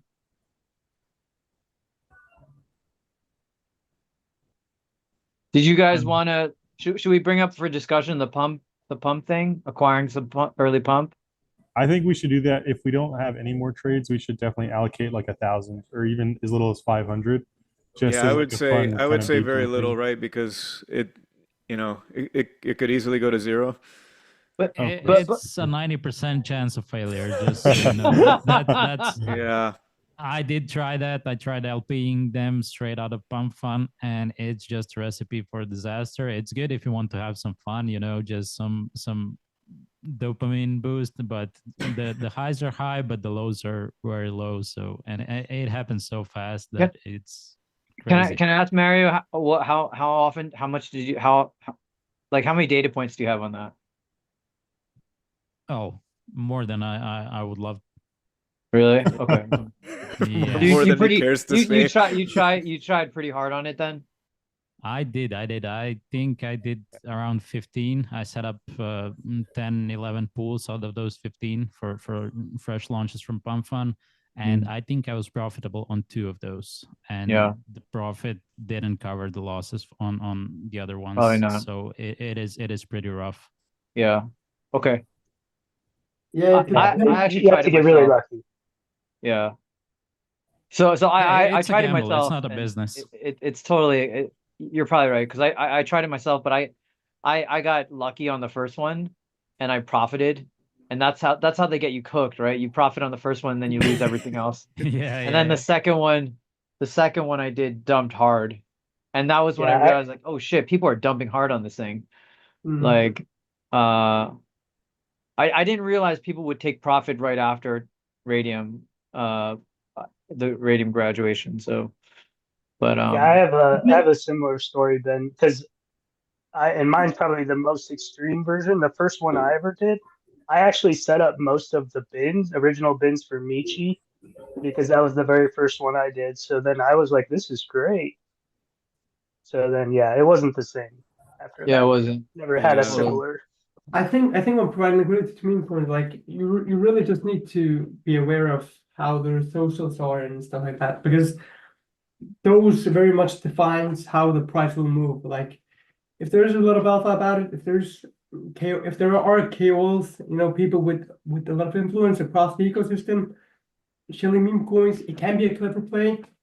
Otherwise, like in contrast, if there isn't, it's not a smart play to provide liquidity to newly launched meme coins. It's not so much about people taking profits after the bonding, but it's more so the project, the dev behind the token doing weird things that lead people to not have belief in the pump and token and ultimately selling it. This is a really good point. Yeah. You know what? I think people should. So something I don't do, and maybe other people should do, is like check the Twitters. Like if people are talking about the token, like because I think maybe we're too focused sometimes on the trading charts, and the holders and the data and stats. But you're right. I think, if you're seeing a lot of good organic talk about the token itself, that can give that get that can that probably is like highly affects its performance, especially after it graduates to a DEX. Yeah. Yeah, Yeah, those are I few and far between, I think. the Yeah, last you have time to I drop checked. the TA. Yeah. I don't know. I disagree. If you do meme coins, the last time I checked, I used RugCheck was I think 2 months ago. I don't care about anything other than dynamic fee, volume, and volatility. Those three are Love it. if you Fucking want love it. to Fucking love it. capitalize on meme coins, you want returns fast. You don't want to stay in something that has high risk for longer than a few hours. Especially new tokens, they seem to be rugging after just 20 minutes. So Yeah. you want something that's volatile. That means you'll get volume. You want something that has volume. It ideally more than 100K per 5 minutes. You want more than that. And then you want a pool with 5% base that will go to 10% dynamic fee, and that's how you can cover your losses even if the token goes to zero. Everything else for fresh launches is pretty bad and not profitable. Yeah, I just think there are so many parameters to it. Like it's very complicated. If you It's like, elite. It's elite, and it's not for everybody. yeah, you need to be aware of so many different factors if you want to provide liquidity to tokens that are very new. You know what? I think I'll just say that Mario makes a good point. Like the most powerful, the single most powerful metric is volume. With more and more volume comes better confidence and ability to make money. As long as it's organic volume and not sort of gamed volume. And so that is definitely um that's harder maybe to suss out from the charts, but I mean it's just generally true, right? So Yeah. One thing that I yeah. like to do is when I'm looking at a coin, I'll look in the actual transactions and you can tell if there's buy bots going on because they will pretty consistently buy and sell in the same 5 second span. Yeah, Yep, that's at about the same price. Yep. That's basically how wash trading takes place. That's you the can also definition use of it to wash your trading. benefit. You can also use it to your benefit actually. Sometimes you can analyze or like this is really risky like generally, but you can actually sometimes analyze the wallets that are buying and check for whether if they are trying to pump this token or not. There are many people that do this and trade based off of insider wallets, trading certain coins. Yeah, Does I know. anyone have any common bot patterns? Because I don't really, I haven't dug deep. I mean, I know what goes on, but I've never analyzed the on-chain stuff.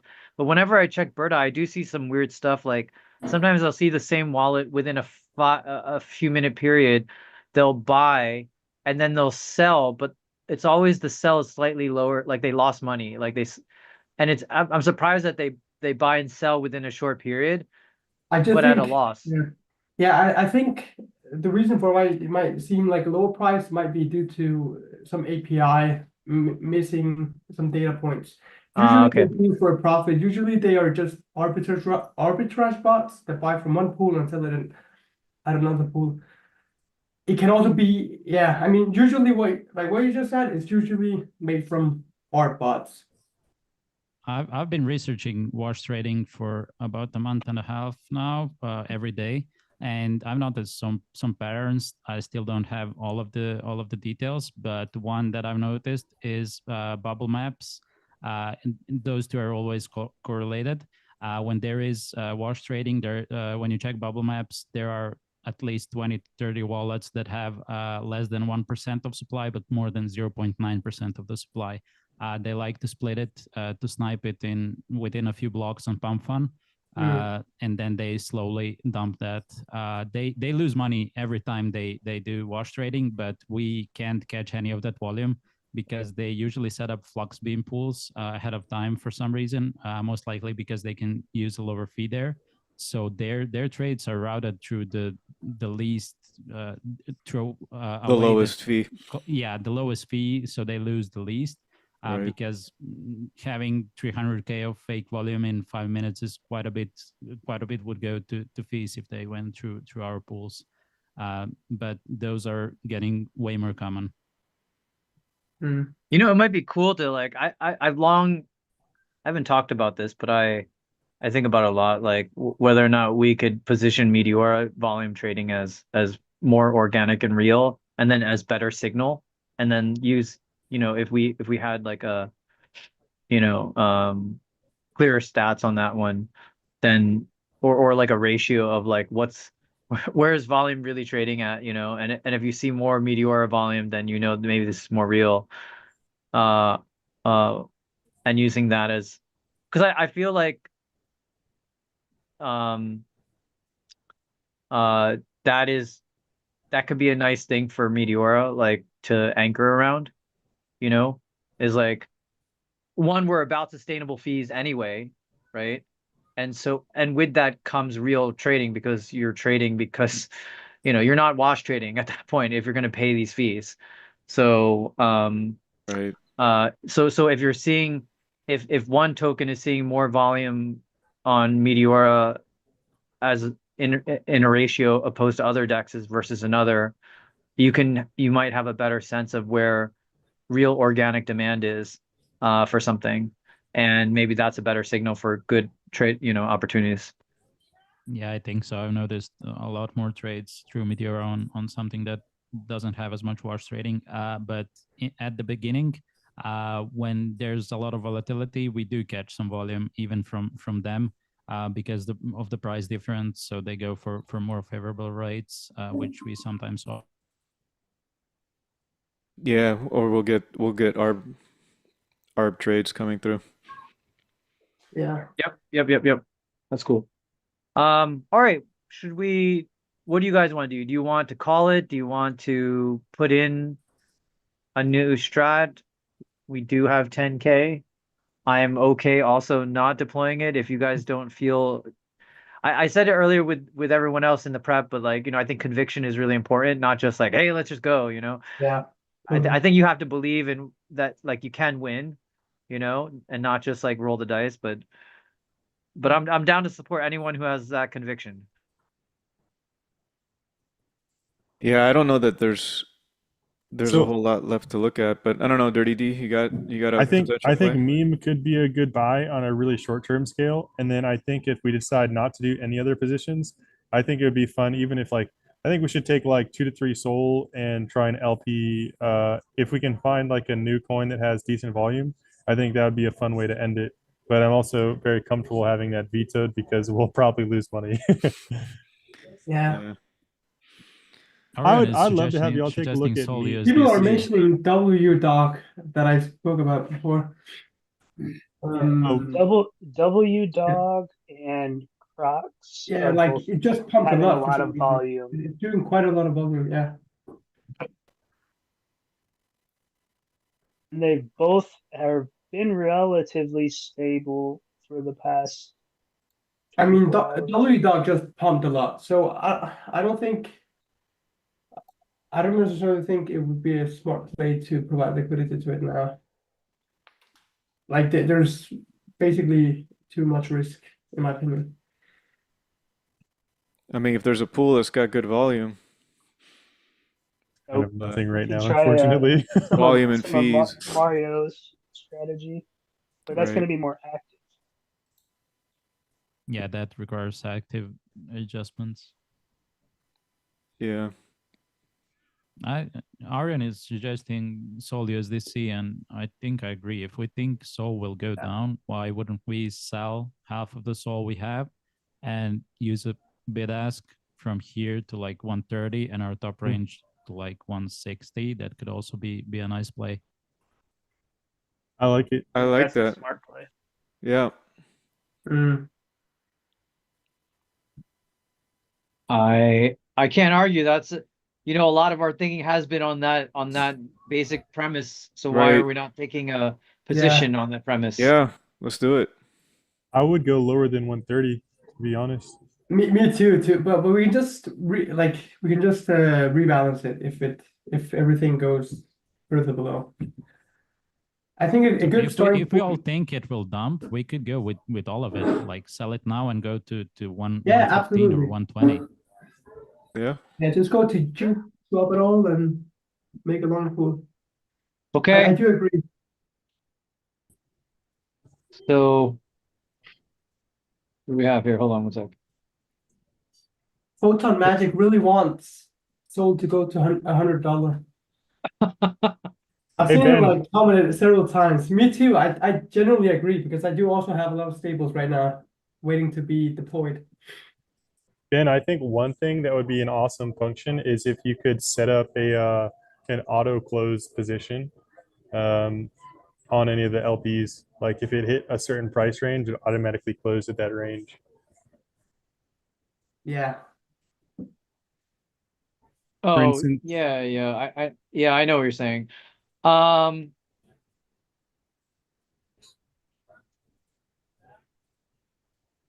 I think the thing we might do is just a reminder, we are working on an LP bot. It is happening. yeah, It is happening. It is in the works excited. actually. And the thing that we're focusing on first and foremost is to be able to copy trade. Huh. So if anyone has a strategy they want, they can share it in it'll be a Telegram thing, Telegram bot, and then you can just click the link and then do the same thing, exact same thing. That would be Um, awesome. so that could be something where we add the the auto some auto like closing and stuff. Hmm. I don't know. You know, this is actually a community driven effort. Uh, it's not from us. We don't have the bandwidth to do this. So, if you guys want to get involved, we're going to open source the code. Actually, GeekLad, they asked if they could. I think they wanted one of your DLMM opportunity things, Yeah, that you built. I think I know someone from the I think it was I don't know if it was the Jupiter team or the Meteora team had reached out to me, and I gave them the URL for the repo, told them to take a look. Oh, no, it wouldn't have been either. It was, well, I don't know. It could have been the Jupiter side, but like, Yeah. it was someone who offered to help from the LP Army Twitter, Okay. Yeah. and been working with them. Uh, and I think the thing we have to sort out is the whole signing issue. And like, we don't want to do custodied, but the whole like having to sign for everything makes it problematic, especially Yeah. for automatic stuff. Like if you want to do automatic stuff, it just how you gonna do that? Yeah. Um, unless maybe you could pre-sign things and with durable nonces, but like it's, I don't know. I mean that's one way, but uh I'm gonna look into, or have them look into, like there's a bunch of wallet as services, or like MPC wallet as services that maybe Yeah. they offer some sort of uh I think it's a good opportunity to look into that, because then maybe we can have both ease of use plus better security, like instead of custodied, because I don't want to custody anyone's keys, man. Yeah, I I don't don't think anyone either. should custody anyone's keys. I don't want to either. What about Yeah, some type of web auth. didn't you say that Is that Jupiter was using a smart wallet for Ape? Yeah, but it has drawbacks. Like the problem is that uh use a smart wallet, it adds extra accounts in the transaction, and it's actually not able to snipe because there's a transaction size limit, right? Right. So like for example, they can't snipe our pools. They can't snipe Meteor pools because the transaction's too big. Mm. There is a way to do it. You can use um what's called account address lookup tables. Yo, can y'all? Sorry to Like, interrupt, but can we take a look at the meme chart real quick oh yeah, because yeah, sure, sure, sure. it's Share kind your of screen, taking share your off right screen, now. share your screen. I'll share my screen. We might be late into entering, but it's at 100K volume on the 5 minute, and Oh shit. it's showing a reversal. Um, There you go. Let's go. So the reason that I thought this would be a good buy is because we had Oh, it was going down. Yeah. a bottom back here at 1-2, and we're showing kind of a bottom right here. This is not the Hey, right time to entry. yeah, it's not the Okay. right time. Forget it. Forget it. No, but like if we get like a retrace, because usually what will happen is people will see this and they'll sell off. But if we come back to like 0.21, 0.20, I would say it would be a good entry, but it's kind of like you're gonna have to be kind of quick on getting in. Why not? Why not just put your bid ask and start your bid ask at that price? We could do that if y'all are okay with it. Yeah. Yeah, that's cool. All right, you guys tell me, man. And maybe I'd we don't. say Maybe we don't 3 or 4 do. soul. Yeah, maybe we don't do the full.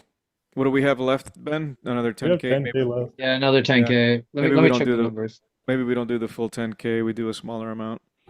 Can we do 2,500 here and 7,500 into our soul play? Yeah, we could do that. Yeah, that 2,500. sounds good. Okay. We can do 20 soul here, I think, and extend our bid ask a bit lower.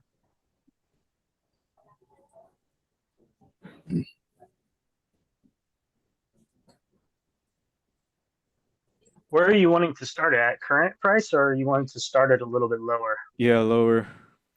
If you So want to start this at a is, little bit lower, I'd say yeah, that's probably a good play. I Before the don't think this will collapse, retrace much. I think this, I would say put our bottom, like I think this is probably going to go to 0.20 if we get before the lucky enough pump, to get an yeah. entry there. Yeah, just set the higher range to where price was before the pump. So that's around 205 or 20. Because And we're then if also we hit, we can flip it real really quick. good volume. What let's see. What's the what's this? Put someone paste the CA in the chat. Okay, I'll try to find it in a minute. Or give me a second. I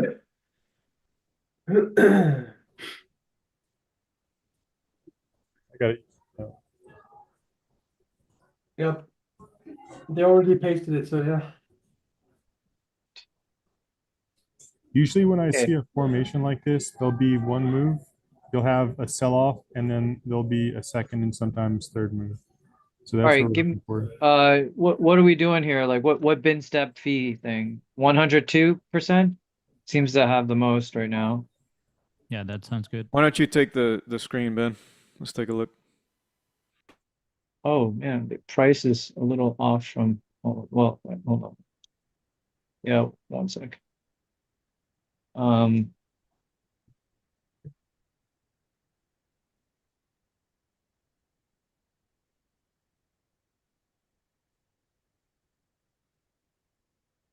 this is the Meteora pool, but I think we should also look at the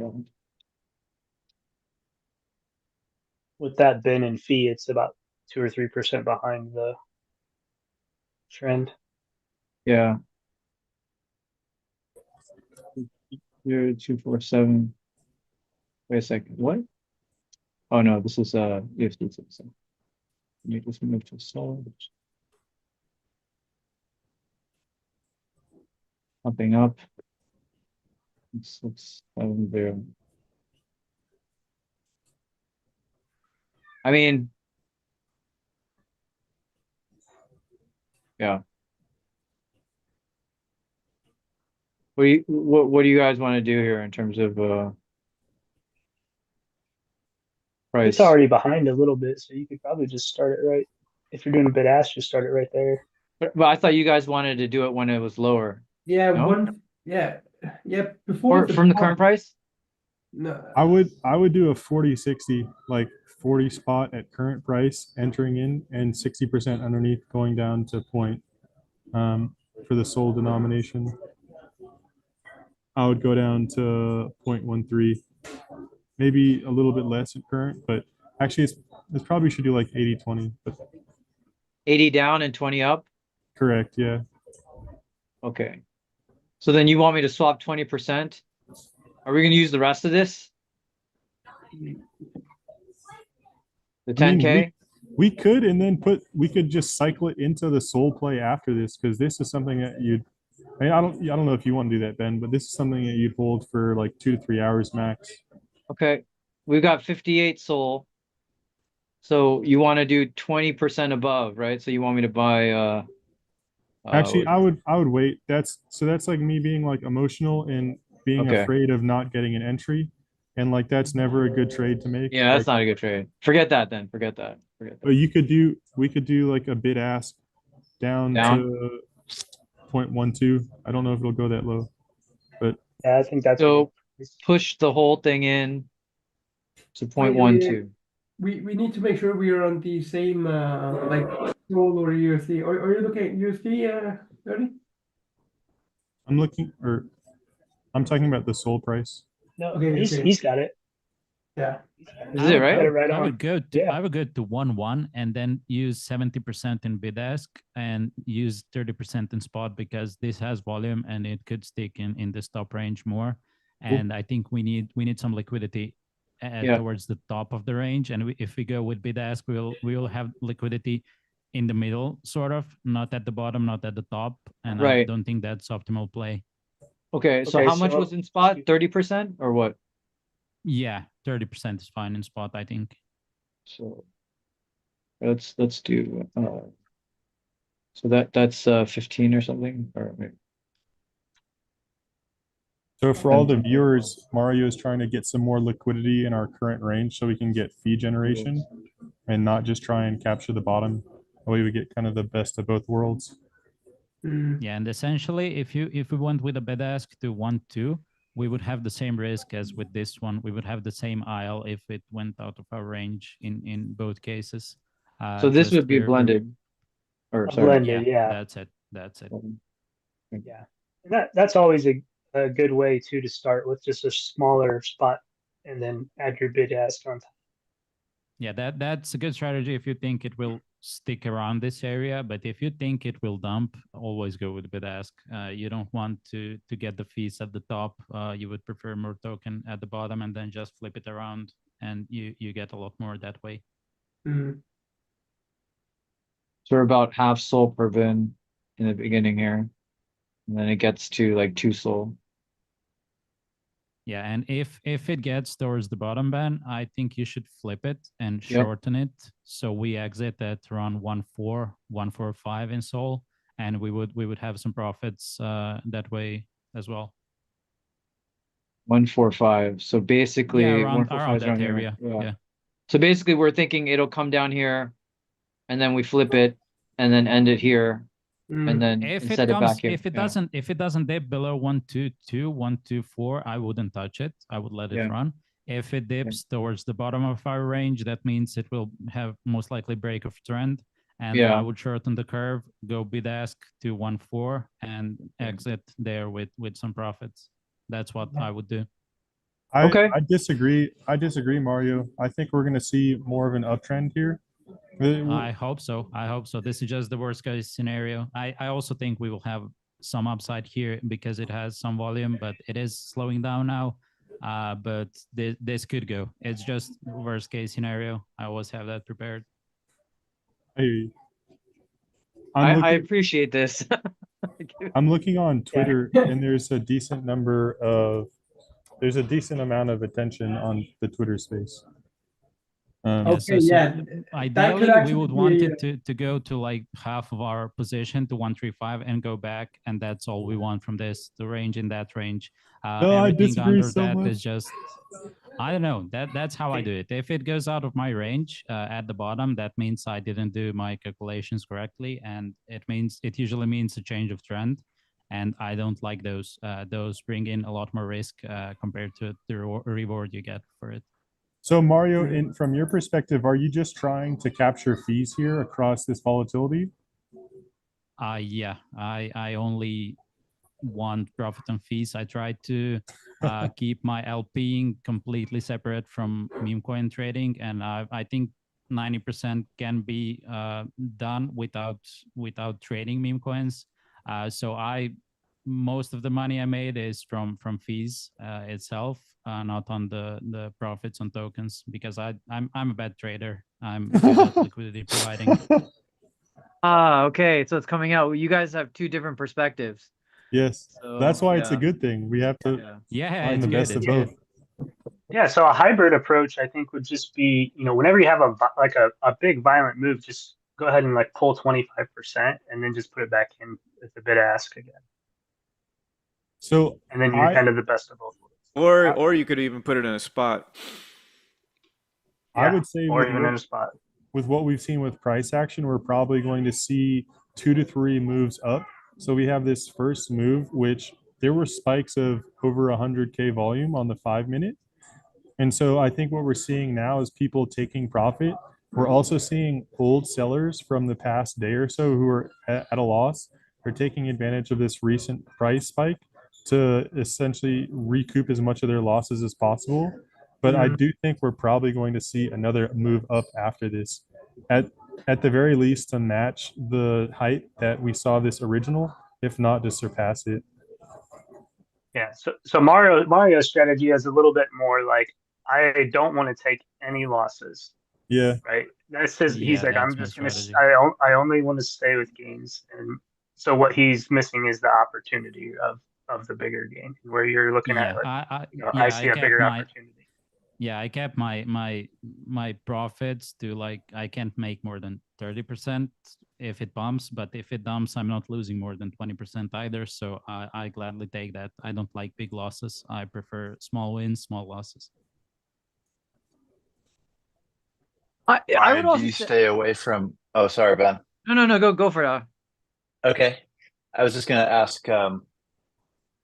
So are you exclusively doing market making with memes nowadays, Mario? Or because that sounds like a wise strategy for high volatility plays, but are you constraining yourself to those as opposed to like whatever helium Oh yeah, or I only bonk or do something? meme coins that are less than a day old because those have Yeah, most volume and most volatility, and that's what I've been doing for I think 4 months straight now, every day. yeah. So you really have to. It all depends on what you want to make out of this. If you want to do it as a hobby or a side job, you can do whatever you want. If you want to be profitable, you really have to work on limiting your losses because those can wreck you really hard, really fast. Well, particularly for the ones that have 3% dynamic fees. Yeah, yeah. Which is what you're going Yeah. for. So that all fits nicely. Yeah. 3.68 is a good dynamic fee in a 2% pool. It's a good indicator. I think the fees are now averaged out, but when you see 3.68 in a 2% pool, it means it's getting enough volume to get more of the fees. And I think that's a sweet spot for something that's older than, let's say, 12 hours. That means it has some potential. But if it's less than an hour old, I wouldn't go for anything less than 5% base because you can lose a lot. It doesn't matter if it goes down only, you will have like 3% in fees and 90% IL, and you really want to avoid that as much as you can. What I love Mario has a about that is very it's, very good yeah, go ahead. Sorry, defensive strategy. please. I like Mario's defensive strategy for these 1 day old tokens, especially. Like you have to be defensive when you're trading tokens that are that new. I would just say I think it's a different strategy. You'll probably bias towards higher volume tokens. Um,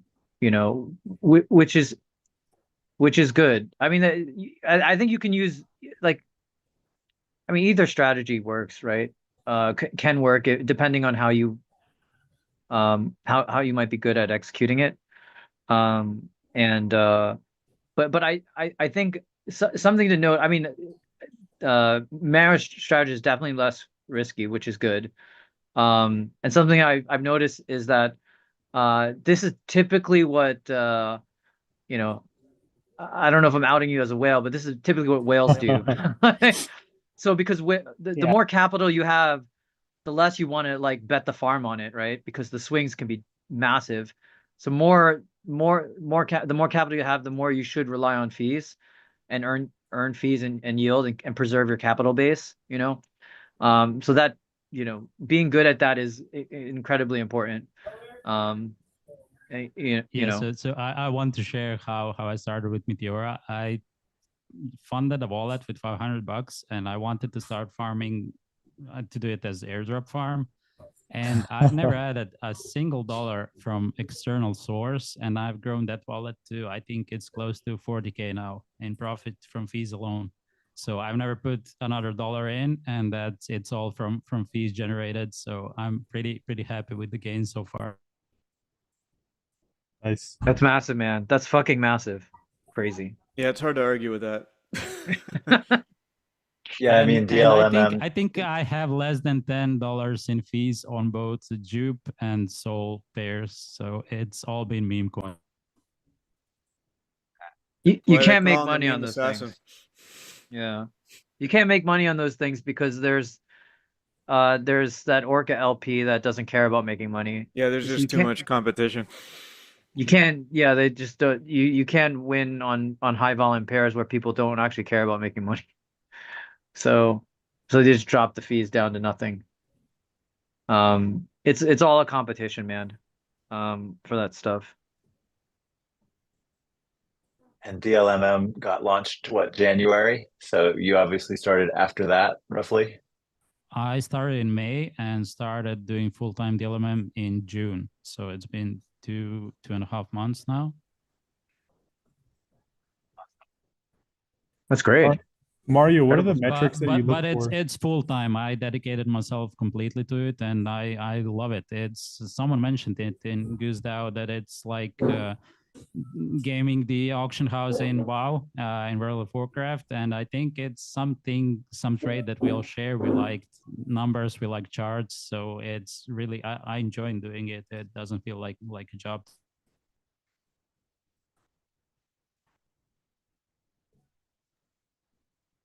What I love about it is you found a way to squeeze some of the risk out of something that's incredibly volatile in a unique way using this new system, using these tools, which is really cool. Yeah, the way I do it is I go really conservative, really bearish, and cover. If I think the coin will dip 30%, I cover a minus 60% range. And if it goes down to that 60%, I try my best to be as quick to flip it around and shorten it. And that way the coin can do minus 60% and only pump 30%, and you can be at zero, which you can do that if you trade meme coins or if you want to get as many fees as you can. So essentially you do use trading here, but it's in a different way. As I said, the only indicators I look at are volume and dynamic fee. Those are the most important. You don't even check a rug check before you enter?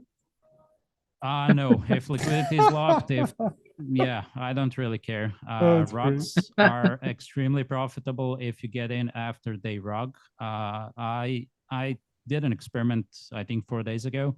I did a 20K market cap token for 4 hours. I started with 1 SOL and made $700 in profit just on those small pumps and dumps because the dynamic fee was 10% and there wasn't that much of a downside. So that's maybe another strategy that you could look into. If a token rugs and still has volume, it could be better than something fresh out of pump fun. Did you enter into the token and were you just reconfounding fees as price was appreciating? No, I don't compound fees on these. I usually wait until it comes to my top range, claim and sell to recoup some. Gotcha. I like to sell when they have mini pumps, even if they do 10x after that. I don't care because I'm lowering my risk for my position. Were we going to share your video?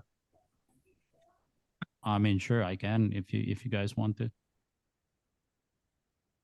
Is that still on the agenda? I mean, we used up all the funds, so there's nothing left to do, guys. If you guys want to, if you want, I can share Mario's it. Yeah, strategy no on worries. RTR. Yeah, let's watch it. Yeah. Seems like we've had a good lead in to the video. Yeah. Yeah. Yeah, you guys see it now? Yep. So this was the beginning. This is sped up 3 times. I was essentially trying to find out what the starting price would be. And I didn't expect that it would pump as much as it did. So I got caught out a bit and was catching the range for I think 4 minutes, so I missed out on quite a bit of initial volume. So you spent a lot of the initial time chasing the price up. Yeah, but it was up only, so I didn't really miss out that much on the fees. Everyone did. So Yeah. I think I got really lucky with the range that I set when I set it. So I think that's why I made as much as I did.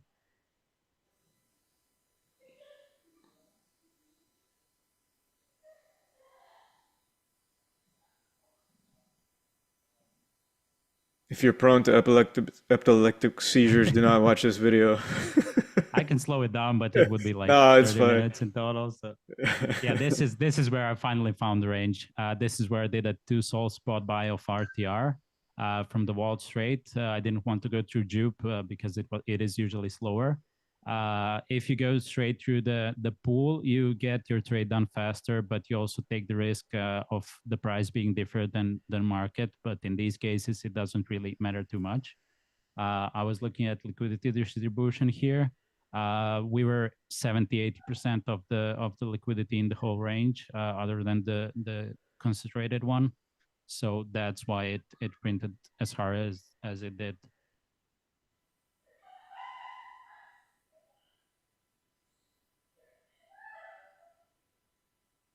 Let me slow it down a bit. Yeah, I mean, you can go ahead. I mean, you can do well if you range and concentrate because the dynamic, the meme coin pool there is 1.5% fees across infinite range. So, I mean, it's deep liquidity, but you know, if you have the right So range, I usually don't compound, but in this case, I saw it ranging pretty hard, and the dynamic Yeah. fee is 10%. So it was a no-brainer. That's why I got so much of the fees. All of the liquidity that I'm just putting in now that you're seeing on the screen was used more than 10 times. So it printed everything back and more. I feel like this is the master class of DLMing. Yeah, right.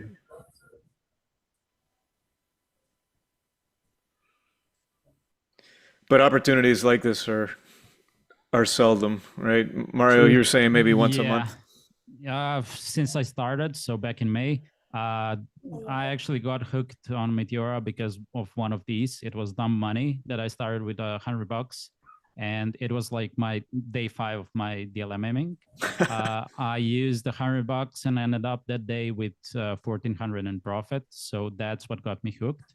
And there's been 3 or 4 more after that. So 5 in total in the last 3 or 4 months. But I'm pretty happy with that. That's why I stack small wins and keep my losses small and just wait for something like this to come up and I have more capital to work with. Even though I didn't expect it to be this crazy, so I went relatively small size with it. But it turned out pretty well, so I can't complain. I think you kind of hit the nail on the head, Mario, about like being more selective with your LP positions, whether you're LPing or trading, and taking fewer positions but more higher quality positions. Yeah, I do get FOMO sometimes when I don't DLMM anything for like 3 days. I see people posting their wins, but I decided that's better to have consistency than to lose your hair for $50 profit. It's not worth it. Yeah. Because you can lose a lot more than you can gain if you force your way into a position. yeah, don't do it, man. Look, if there's anything that I've seen losses happen, is people FOMO in and they're just rushing to do something without knowing everything, because they think they're Yeah, missing yeah. out. Like this is almost all loss happens this way. Like you stop being careful, you stop checking, you don't even know, just forget it, man. Like let it go. Yeah, that's how people lost money with RTR as well. They saw the fees generated after about an hour, and then they aped in with size with like 100K, 200K position, and they got wrecked within an hour. So you want to be in early. You want to be in. It doesn't have to be early. If, for example, meme just picked up volume, that's when you want to do it. When it exits, The range, it had a big bump, so it got into a zone with less liquidity, so the dynamic fee is higher. That's what you want to look for. So higher dynamic fee and higher volume. That's at least my strategy. There are, of course, multiple strategies, but I like to spend less time in positions and lower my risk that way. Are you starting to think about exit here? Yes, I am. I did not compound SOL fees, only the RTR. So that's the first way I took profits. And then I slowly started to withdraw 25, 50% of the position, and I compounded it in a higher range. Mm-hmm. Awesome.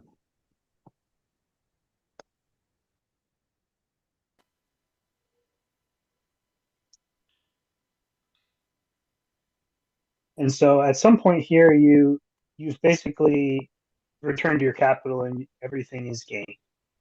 Oh yeah, I started with 9 SOL, so everything over that So is pure profit. yeah, so that's always a good point too. If you can get your initial position back early, then it makes everything a lot less stressful, knowing that you're playing, more with your profits. Yeah, for Also, sure. if I want to get into something with size, for example, like meme that we're doing now, if I wanted to do 10 SOL in the full range, I would shorten my range and go for less bins. Go for example, 10 bins and use 1.5 SOL. So if it had a big dip, I would only be down less total liquidity. I could double down and essentially bring that average price down. So I like to concentrate my liquidity in a range that I think will the price will stay in for the longest time. I really like to keep my positions 1 minute to 15 minutes tops. That's what I like to keep them Really? at. Yeah. 1 to 15 minutes is your normal LP range. Yeah, pretty much. I Wow. don't think I'd do longer than 15 minutes positions that often. And are you usually trying to catch retraces and trying to catch the volatility along that, or? Yeah, retraces are good with bid ask, then flip that bid ask. But the moment I notice dynamic fee going down, that's when I start thinking about my exit, because the dynamic fee is based on the amount of bins that price moves through. So Sure. you want a lot of volatility and you want a lot of volume to make the most amount of fees. Wonderful. Once that starts dipping, that means volatility and volume are both going down, and it usually means the price will go down. This is legit so awesome to see, Mario. Like for real. So your upper position there, you're exiting RTR. Your lower position, you're slowly withdrawing. Yeah, that upper position was my fees that I thought Yeah, that RTR you had would pump. compounded. Yeah. Yeah, and I wanted to make more out of it, but then I decided to move it back down because it was ranging so hard, and it Yep. actually turned out to be a better play because it printed a lot more in fees than I would get in that top range. So I only look for fees. I don't really capitalize on token appreciation. Hey Ben, you should probably close our meme position now. Okay. Mario, I just have a question. Like, how did you find this new launch? Like, how did you know it launched? Alex is working on a tool that will find these. We've been working on it for like about a month now. We've been digging into the API of Meteora. Hopefully, we get something more useful soon that could work in Meteora Discord. But it is the last one I think we found by searching on Twitter. It was Buttercat. That one was posted. Alpha Vault was posted on Twitter for that Yeah. one. So you this one was also on Twitter, I think. Yeah, it was. It was. Yeah. Yeah, I've got Unfortunately, I was I've also offline. I've also got a Discord bot that I've been testing for the past few days. Right now I'm running on the Goose DAO, and Mario, I don't know if you've seen the bot testing channel, but it looks like it is posting new markets. Of course, a lot of the Oh stuff yeah. out there is kind of garbage, and people are just kind of I don't know what those tokens are, but there's no real liquidity in them yet. So I just want to quickly like look over this, as you can see. So you can see how fast I compounded these fees. That's what I always do. You want to compound them. If you're compounding them, do it as fast as you can. Yeah, As you can see, it's like 1 minute, 20 seconds, 30 seconds. When the dynamic fee is high, you want to compound that as fast as you can. yeah, So nice. this is the initial position. Then I put the fees in this range, and this one actually made around 2K as well within 5 minutes. Yeah. Fast and Furious. And this is my usual strategy. This is what I like to do: concentrate my liquidity, and then hope that it ranges in there. If it goes down more than 20%, I double down, bring my range lower, and chase it with a few bins. So I risk less of the liquidity while still getting good fees because it is concentrated. It does take a lot of effort for it to keep it in range. Mm. But this is just your exit.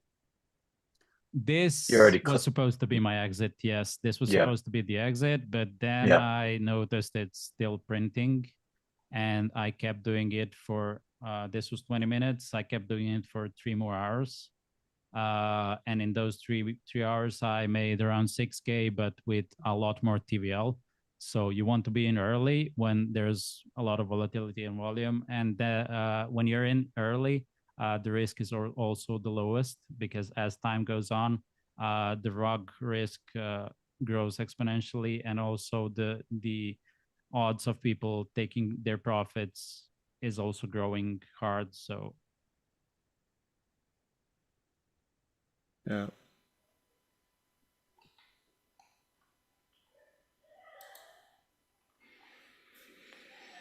this was the end, or so I Awesome. thought. Thank you so much for That sharing this. was it Yeah. was 11.5K in that was 328, so 22 minutes for 11.5K, and then it took me 3 hours to make another 6K in fees.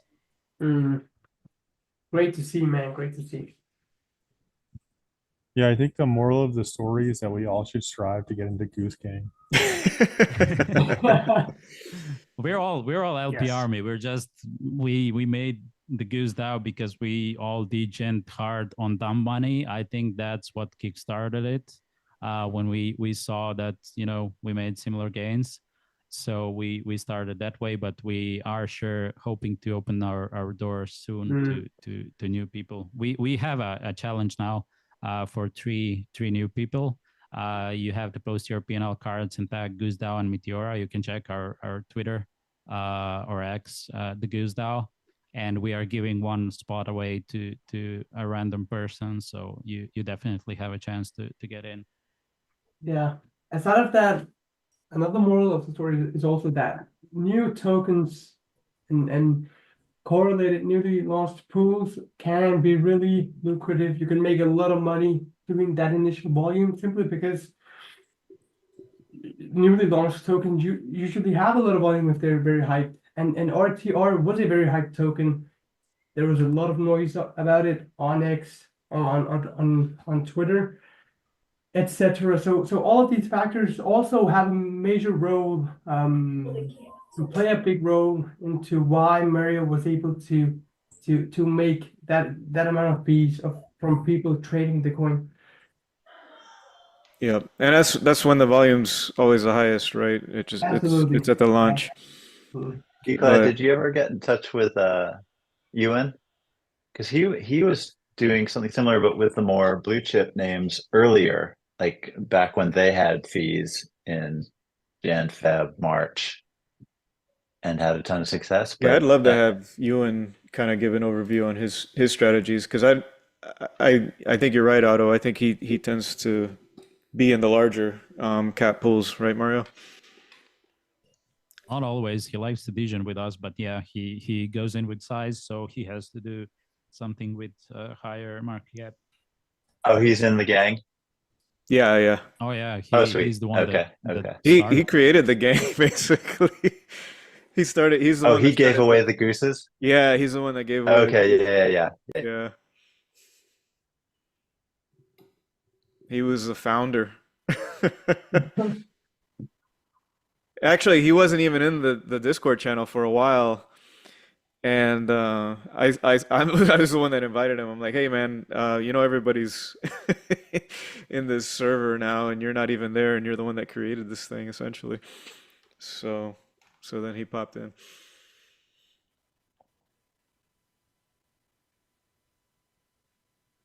Ben, are you having microphone issues, or are you did you step away? No, I'm just I'm DMing folks so I can make sure I know what I'm doing after I'm just called like Gotcha. for the Oh, actually, for the speaking of ending the call, yeah. Orion, we need to get a form for folks to fill out for everybody that attended. So let's make sure that we do that before we close this thing out. And there it is, perfect timing. Awesome. Yeah, so uh please fill that out if you want to Um, get in on any action. I think you got to open it up around. Oh, there it goes. All right, cool, perfect, Ben, awesome. can you show us the fees we've done so far for the SCF and Mumu? Sure. Uh Also, were we able to get out of meme at like that was about break I even, right? I closed out a meme, but I mean, like I don't think we made any money. Yeah, I agree. We didn't lose any there, right? Not quite sure, not quite sure. If it was a tiny bit. Like Yeah. I have to check. It is close to the amount, so I'm not quite sure. Um, but let me share my screen. Um,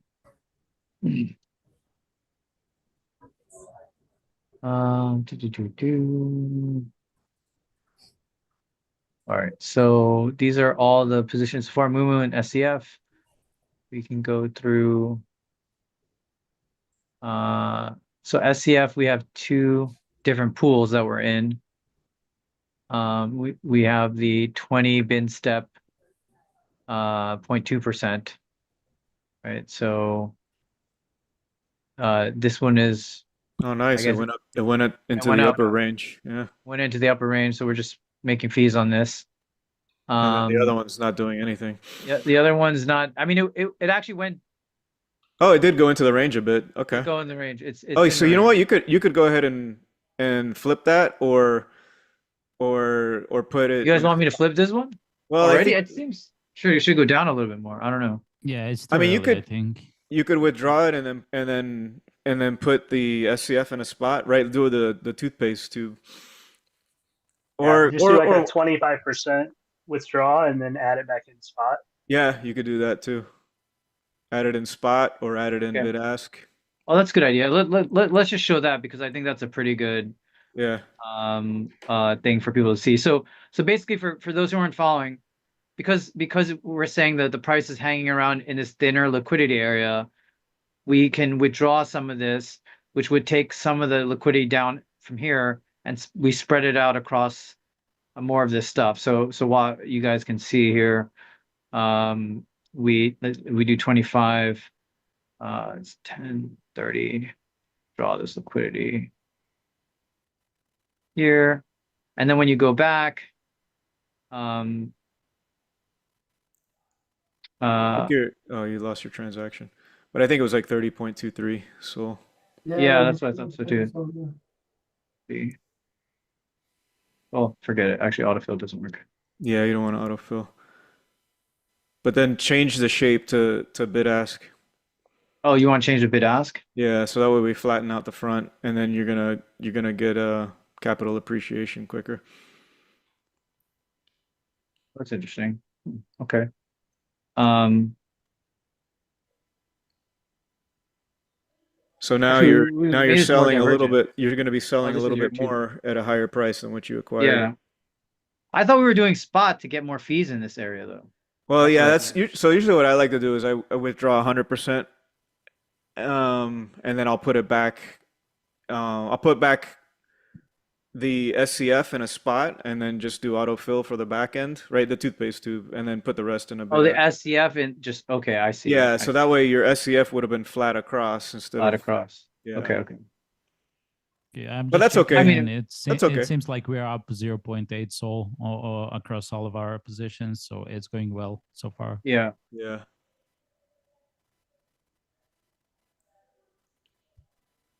Um. So this is this is Sol SCF, and then Moo Moo. Man, this one's hard to like. Just gotta look at the total. Yeah, the total, like the Moo is Probably about, hey, I mean, you got some good fees and I your think it's Mumu total, is probably break I even. usually if you're seeing more of this, that means the price action went up. right? So basically it's in the it's moved into the higher range because you get your fees in the output token. Right. Uh so more people are buying. Um Our Mumu Sol is down 0.3 Sol, and Mumu USDC is up 0.25 USDC. So that's the tally on Mumu. yeah, there you go. Uh usually what we compound the Moo side and take the USDC Sol side, right? You guys want to continue doing that? I I mean, you mean, I'll could just just sell continue the doing that fees. regularly. I mean, if it makes, I like Mario's strategy. When it makes a pump up, then that's when you withdraw and just sell the fees. Oh, you sell the Yeah, fees? yeah, You Yeah. don't I put sell in? them all. No, Uh, no, That's no. interesting. See, I don't do that because especially if it's low liquid, it's going to push it's gonna it might affect a dump down. And so like I normally put it in. Um I just re-add them back. That way it doesn't affect price action. But in a sense, if it just had a pump out of your range, you do want it to go down. So it's kind of a win-win, you know. If you have a lot of fees, it means it will maybe make people panic sell and then go down back If you into your wanted range to and go pop down, out. yeah, yeah. So if you're doing a bid Yeah, ask so down and you wanted to go down, yeah, you could yeah, it so might I it had might some wins from that when I had a lot of fees. It does affect the charts, so be yeah, careful with that. yeah, Yeah, yeah. so if you get above your range, you Yes, yes, yes. to push it back down into your range. Yeah. You could do that. Yeah. Yeah. I mean, I normally only sell once I'm ready to exit. Like I'm never coming back, right? Because then I don't care. I'm just like, all right, I'm getting out of the fees. But like if I'm still ranging and I still intend to like I haven't fully exited the strategy. I don't like to actually sell. okay, Um okay, Ben. So then that strategy, you would still sell the Mumu, and then you would take that USDC and add it back into your bid ask, essentially, because you're out of your range on the top side. So you're obviously going to be getting a better price If you on the yeah, range Mumu out to than the what. top, yeah. actually the way we've been playing this is that once you're out at the top of your range, I close up everything and call it a day. Like basically I've profited. I just I'm done. Yeah, That's that's a good how strategy. we've been playing everything. Yeah, So that we, works. you know, That yeah. works. And then I just exit out. Um Close it like all I'm down. not picking anything. I'm not rebalancing. I'm not picking anything. Which look, I don't know. I'm not going to call myself an expert, but our win rate has. I mean, rebalancing is you're gonna take the some IL hit or something, right? So if you rebalance if the price is ranging up, and you decide to rebalance and play in that upper range, you just ate into your profits because Right. Yeah. and you're gonna hope that you recoup it again. Right. So actually, in the last weeks that we haven't won, I've never rebalanced. Like if it got close to the top end or past the top end, I'm out. Yeah. Otherwise, like what ends up happening, I mean, okay, partly is because I'm not doing this full time, right? Like if I have to rebalance, it means I'm time committed to another full day, at least a day, maybe more, because it might range down or range up. It may go out of range, and then for me to stay profitable, I have to keep playing, and I don't want to keep playing. That's why I keep my positions to like 15 minutes, because I also have like 2 businesses that I run. So I like to keep it short. I can't afford to watch the charts for 15 minutes and be active in that. But if you're going longer than that, your strategy is definitely way better. You should Yeah. exit and take the profit. Yeah, just exit, take out. I mean, I Yeah. I don't know. Yeah, I mean, the way that I've been doing it for here, in case it's helpful for folks, is that like for this session, I make a commitment for at least a day, plus or minus some time, depending on how like a couple times the price has been slow to move, or it went below our range, and I wasn't willing to like panic sell or whatever. I was like, all right, I'm gonna wait. I don't mind waiting it out, right? Because I don't care. Like I don't, like I don't care if it goes to zero. So like if it's not fully dumping and like maybe it's oscillating back into the range a little bit, I'll wait it out a little bit more. And then I'm like, so basically I just kind of check every now and then. And then when it gets to some decision point, then I start paying more attention, and then I decide and then get out. And that's kind of it, because I'm not like checking every 15 minutes. This is why I miss some things, because I'm not checking all the time. Like I'm just like, it's generally not there. Okay, it's kind of there, you know. Like if it's in the middle of the range and not really moving, I'm not gonna check it all the time. I'm just be like, I'll wait till it's at the top or bottom to decide anything. Yeah. Makes sense. Yeah, but that, I think it depends. Time commitment is important. Right. I Anyway, also wanted to add that the people I said I don't compound. I don't compound the meme coin fees. I do compound my Sol fees, the Sol that I get from selling the meme coin, and I compound that in bid ask if the dynamic fee is high enough. So since I like to flip my bid asks, so I get some profits from that as well. But if the token already pumped, the risk of it going down is high, so I like to compound it that way. But the Sol that I claim, I never put back. That's something you should keep aside if you do pump fund tokens. yeah, I take out all the Sol fees, but I put back in the. That's because we differ. I don't sell. I never sell. I never sell the token. Like I put it back into the LP position to get sold, because I'm trying to ride the pump up. So once it pumps up, all the fees get sold off anyway, without me affecting the price action, and then I'm out. Oh yeah, Or absolutely. we're It out. makes a Yeah. lot of sense for these higher market cap stuff. But I do coins that are 300K to 1 million, and the price swings on those are pretty insane. Crazy. So Yeah. you should take profits on those when you're up. But also compounding the Sol that you get from selling them is a pretty good way to make profits on that. No, it makes sense too. Actually, with your thing, if you're seeing that volatility and you see the fees pump to 10% or something, then like if you trigger a dump down and you're making 10% on the way down, because that 10% will also be in the Sol side, like yeah, I don't But know. the I thing think is, it could my be. fees are never that high because I limit my positions to 3 to 5 Sol. I never risk more than that on these new launches. If I can make profit from 3 Sol to 5, 6 Sols, that's when I usually cut it. I don't push it too hard.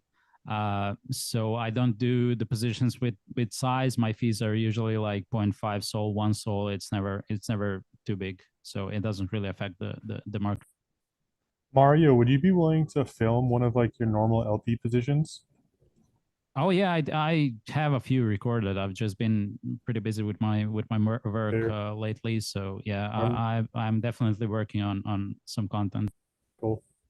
I'm super curious to learn more about your particular Yeah. strategy. No, definitely. That's why we brought Mario on board. Great. I have Okay.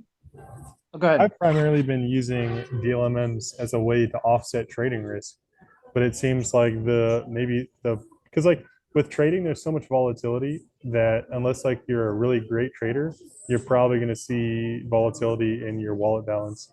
Whereas it seems with Mario's strategy, trying to pick up like zero point 0.5 to like 1 SOL here and there is a more consistent, more consistent strategy over time.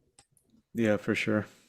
Yeah, but the thing is, for those profits, I'm only risking 2-3 SOL. So essentially, every time I take 1 SOL out, that's 50%, 30% profit. So the numbers on that are pretty It's not insane. bad. That's staggering. Yeah. Yeah, and I usually stack like quite a few of those wins every day. I don't want to jinx it, but I haven't had a big loss for a month and a half now. It's mostly because we share everything in the Goose DAO. But as I said, we're hoping to open our doors to more people. The issue we have with that is we trust each other. So if someone came in and posted a bad call, we all trust each other. We would all ape in, and that could make us all lose a lot of money. So we're working on a system to vet people, kinda, and let in the true degens, because we only do degen calls, like extreme degen calls. Please be careful. Yes, let everyone screen like mad, okay? Screen like mad. I mean, like you can attribute RTR to like a larger that loss was a large people are doing the same thing at larger group cap things, and if the calls are wrong, it's bad for everyone.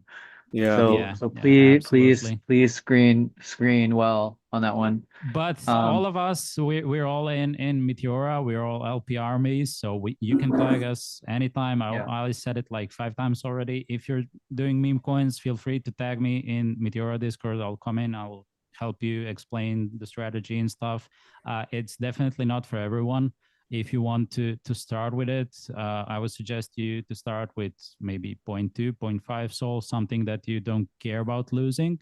And if you can turn your 0.5 SOL into 1 SOL, you don't have to add more money. Just turn your 1 SOL into 2 SOL.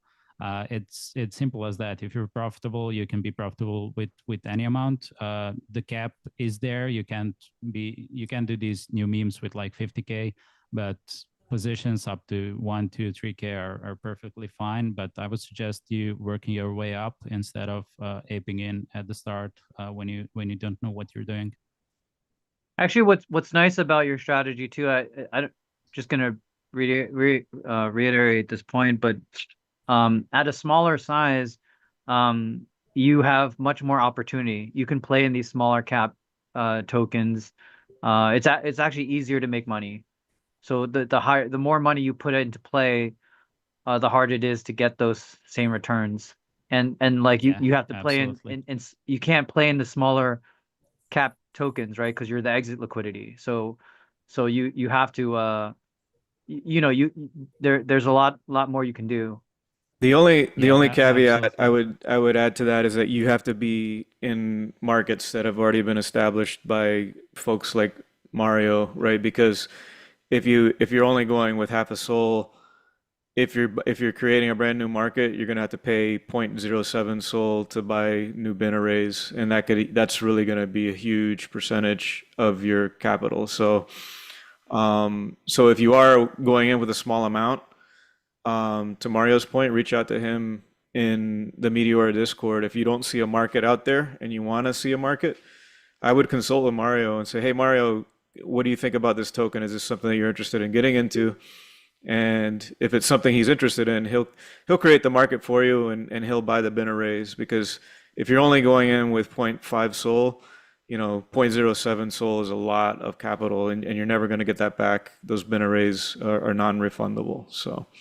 Yeah, and also if you're setting up a new pool, you need some meme coin as well, and you need a minimum of $600 in liquidity for it to be visible in Jupe. So that's why we do this as a group. When every time someone else buys those bin arrays and kickstarts the pool, it's much easier than if you were to do it alone. And also when you have experienced people working together, it's much easier to be profitable. Yeah. Yeah, agreed.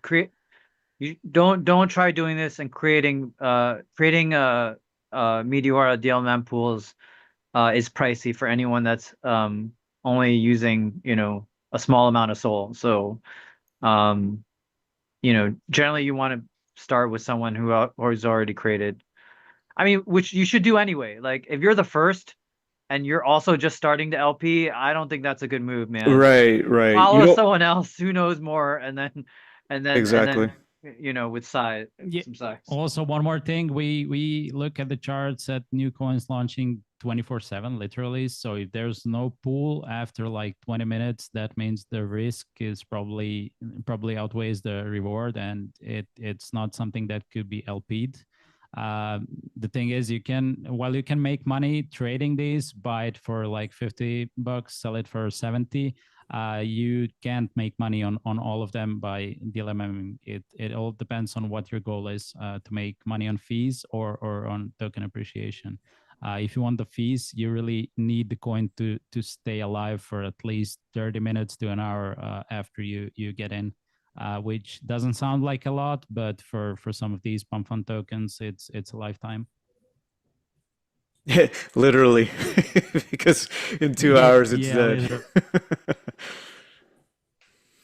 Yeah, those are well, oh yeah, it's a crazy I don't know if you saw, yeah, I saw that tweet that only 0.12% even make it to the decks, and then a lot of them already die. So um Yeah, It's like the sea turtles, right? yeah, but that pump fund has actually incentivized creators to bond or not to rock, like giving them a present, a gift of 0.5 soul if they manage to get their token bonded.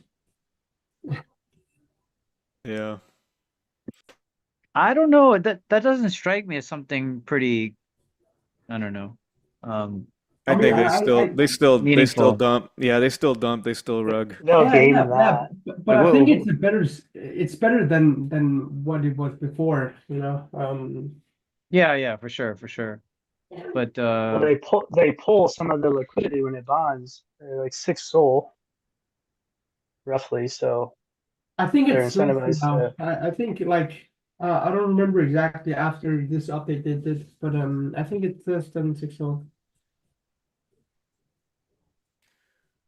All right. So we only went 3 hours today. Good. yeah, We it cut it felt down. yeah, it felt easier too. So Yeah. thanks everyone for joining up. I think this was a good discussion. Stop sharing my screen. I will follow. Please make sure you filled out your that form. Yeah, let's drop that link one more time, Orion. Uh, so There it we'll is. let you know if there's anything. Although we have a pretty big attendance today. Like I don't know how well this might be a low, like I don't know how well things might pump, but actually I thought there were a lot of great learnings. So hopefully Mhm. people got something else out of this. And yeah. Uh if in case this is kind of alpha, because just whatever. We may have another celeb coin coming, maybe. Some chance. I'm not promising any performance or Let's anything, go. Let's go. Let's but go. Let's go. I don't know. People are interested in I mean, are seeing the benefits of this new model. So this new fee model. So we'll see. We'll see. Keep us posted. Yeah. Yeah, absolutely. Keep us You have posted. to Yeah. bug me, man. You have to bug me. All right, but no Yeah. promises. I didn't bug you enough the last time, I guess. Actually, Mario bugged me. Mario Oh, bugged me on okay. that Yeah, one. yeah, I did. Yeah. You did bug me. You're gonna have to bug me, man, because I am not disclosing shit. Yeah. Okay, like uh anyway, but I'm only saying it. Look, there's nothing to say anyway, but I do think that last launch did prove out the model for a lot of folks, and Yeah. so we are getting inbound, and I hope it turns because I think giving creators and projects another way to make money will hopefully allow these tokens to thrive in the long run. And that's really the end game is like, look, let's get rid of the short term kind of pump and dumps, allow people to make money through fee revenue, right? Yep. And I think it'll happen. I think it'll happen. Like, because that no matter what their allocation, it's like royalties. They will always get a percentage of fee of volume, fees on the volume. So why would you not work harder to drive attention and to your project and to the token if you can always make, no matter what you're doing, you can make money. Like you don't need to buy buy, there's no buy once you like the way it works is once your wallet earns fees from the trading volume, it's forever, right? Like you don't need to have allocation, you don't need anything, you just need volume for your token. So um and we should also be having we'll have a launchpad announcement soon, and I think I'm gonna try out some really interesting things. What? I think he was just on mute. It was some noise. Oh, sorry. Did you guys miss me or something? No, Did you no, guys no. hear me? I got you. We I hear got you you. well. We hear you. Okay, cool. All right, guys. Thank you. Have a good rest of your Sunday. We'll see you next week. See you guys. Yeah, Bye bye, you too. See you everyone. guys. Have a good Bye. day. See ya. Bye bye. Hey, Matt. GMAT. Gee, Matt.